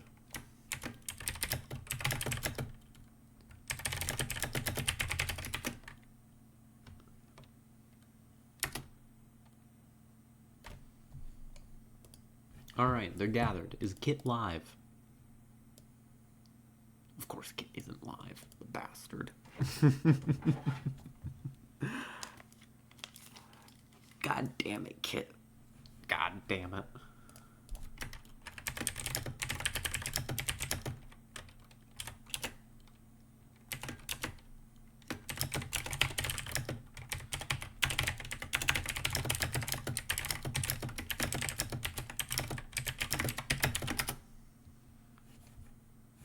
Alright. I've told them why I'm waiting. Hopefully a certain streamer will go live so I can raid him. God damn it. Unfortunately, this did not turn out to be the Blackwell finale. Actually, in fact, this has turned out to be, the Blackwell small amount of progress. The Blackwell fumble, the Blackwell rant, the Blackwell. I talked for a long time. I got a margarita. 50 minutes of gameplay out of 4 hours. Damn. Listen.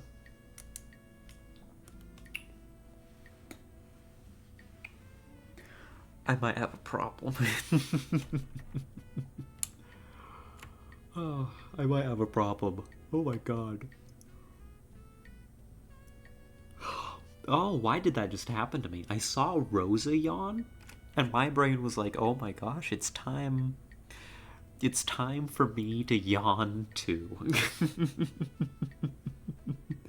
Come on, sweetheart, pull it together and focus. This is my favorite way to chat. Yes, thank you, Joey. I gotta pull it together and focus for you four.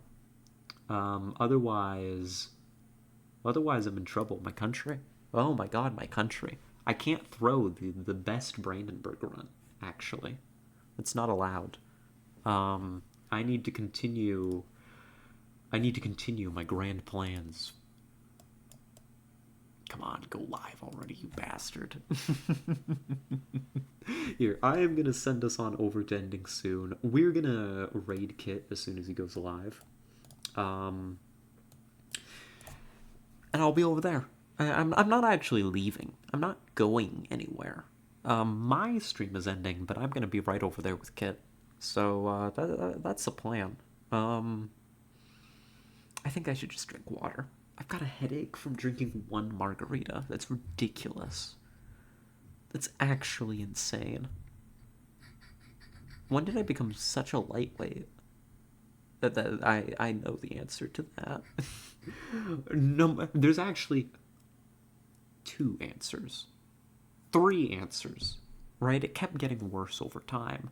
1 was when I was born.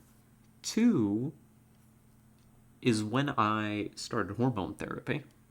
And 3 is when I was no longer in college and drinking nearly as often as I was. All 3 of these combined have made me an incredible lightweight. Oh my goodness. Thank you for the hydrates, Tara, Arissa.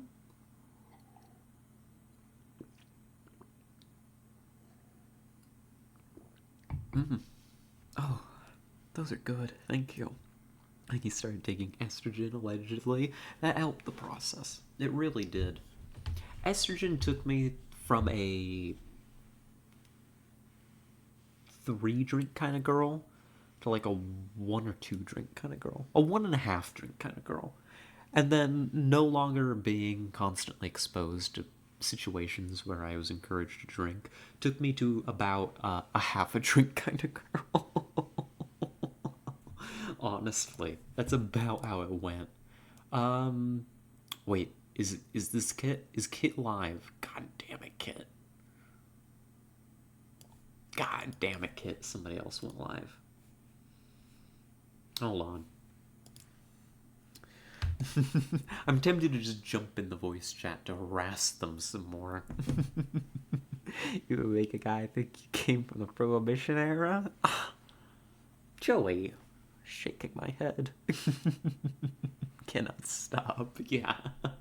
I'm glad that you've unlocked this new form of entertainment for yourself. Let's see. We saved, right? Yes, we did. So I'm just going to quit out of Blackwell. So we're ready to go for stream. Oh my god. Oh my god. We've been going this whole time without the rat. None of you told me.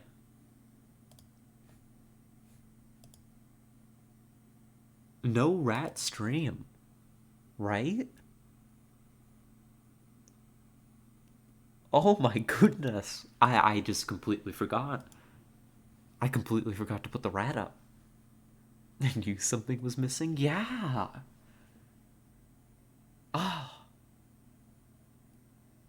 I'm sorry, rat enjoyers. Apparently I was shy today and didn't have my face cam on. My bad. My mistake. I thought earlier, where's the rat, and moved on. This is the thing, I didn't go through my checklist. I didn't go through my checklist for stream. I just completely forgot to get the rat. Yeah, I completely blanked. I'm a fool. I keep looking at just showy ass, so I didn't notice. Fair. You know, you do you. Here, I want to hop in and harass them. Go live, damn it, Kit. Hold on, I'm gonna refresh and see if it's just not telling me he's live. The fool. The buffoon. He's live! He's alive. I think he just went live. Okay. Alright. We're setting up the raid. He's live! Let's go! Did he just go live? I hope I've not been sitting here complaining while he's actually just been live the whole time. There we go. Send it. Alright. Thank you all. I've had an amazing day of streaming. I know that we didn't really play very much Blackwell. We made some progress. It could have been more. Yes, 2 seconds ago. Yes! I didn't miss it. Good. I know that we didn't play very much Blackwell. We'll be playing more Blackwell Monday. Provided I'm not working on Monday. I hope I'm not working on Monday. That would mean I'd work 3 days in a row, and I will suffer if that's true. But the plan is Monday. I should be here. If not, I'll put something in the Discord. And next time we'll finish Blackwell. Actually, for real. But thank you all. I've had an amazing time. Huge thank you to everybody that tuned in today. Huge thank you to all of our chatters. Huge thank you, especially to Soup for making our first emotes. They've been incredible. I love them so much. And VOD watchers. I don't know, tell me that the rat's missing or something, because obviously I didn't notice. Why didn't you tell me the rat was missing, VOD watchers? You bastards. Alright, I'm gonna be like right over. I'm gonna say hello to y'all again in just like 5 seconds. So have a good night, and see you to U4. Bye!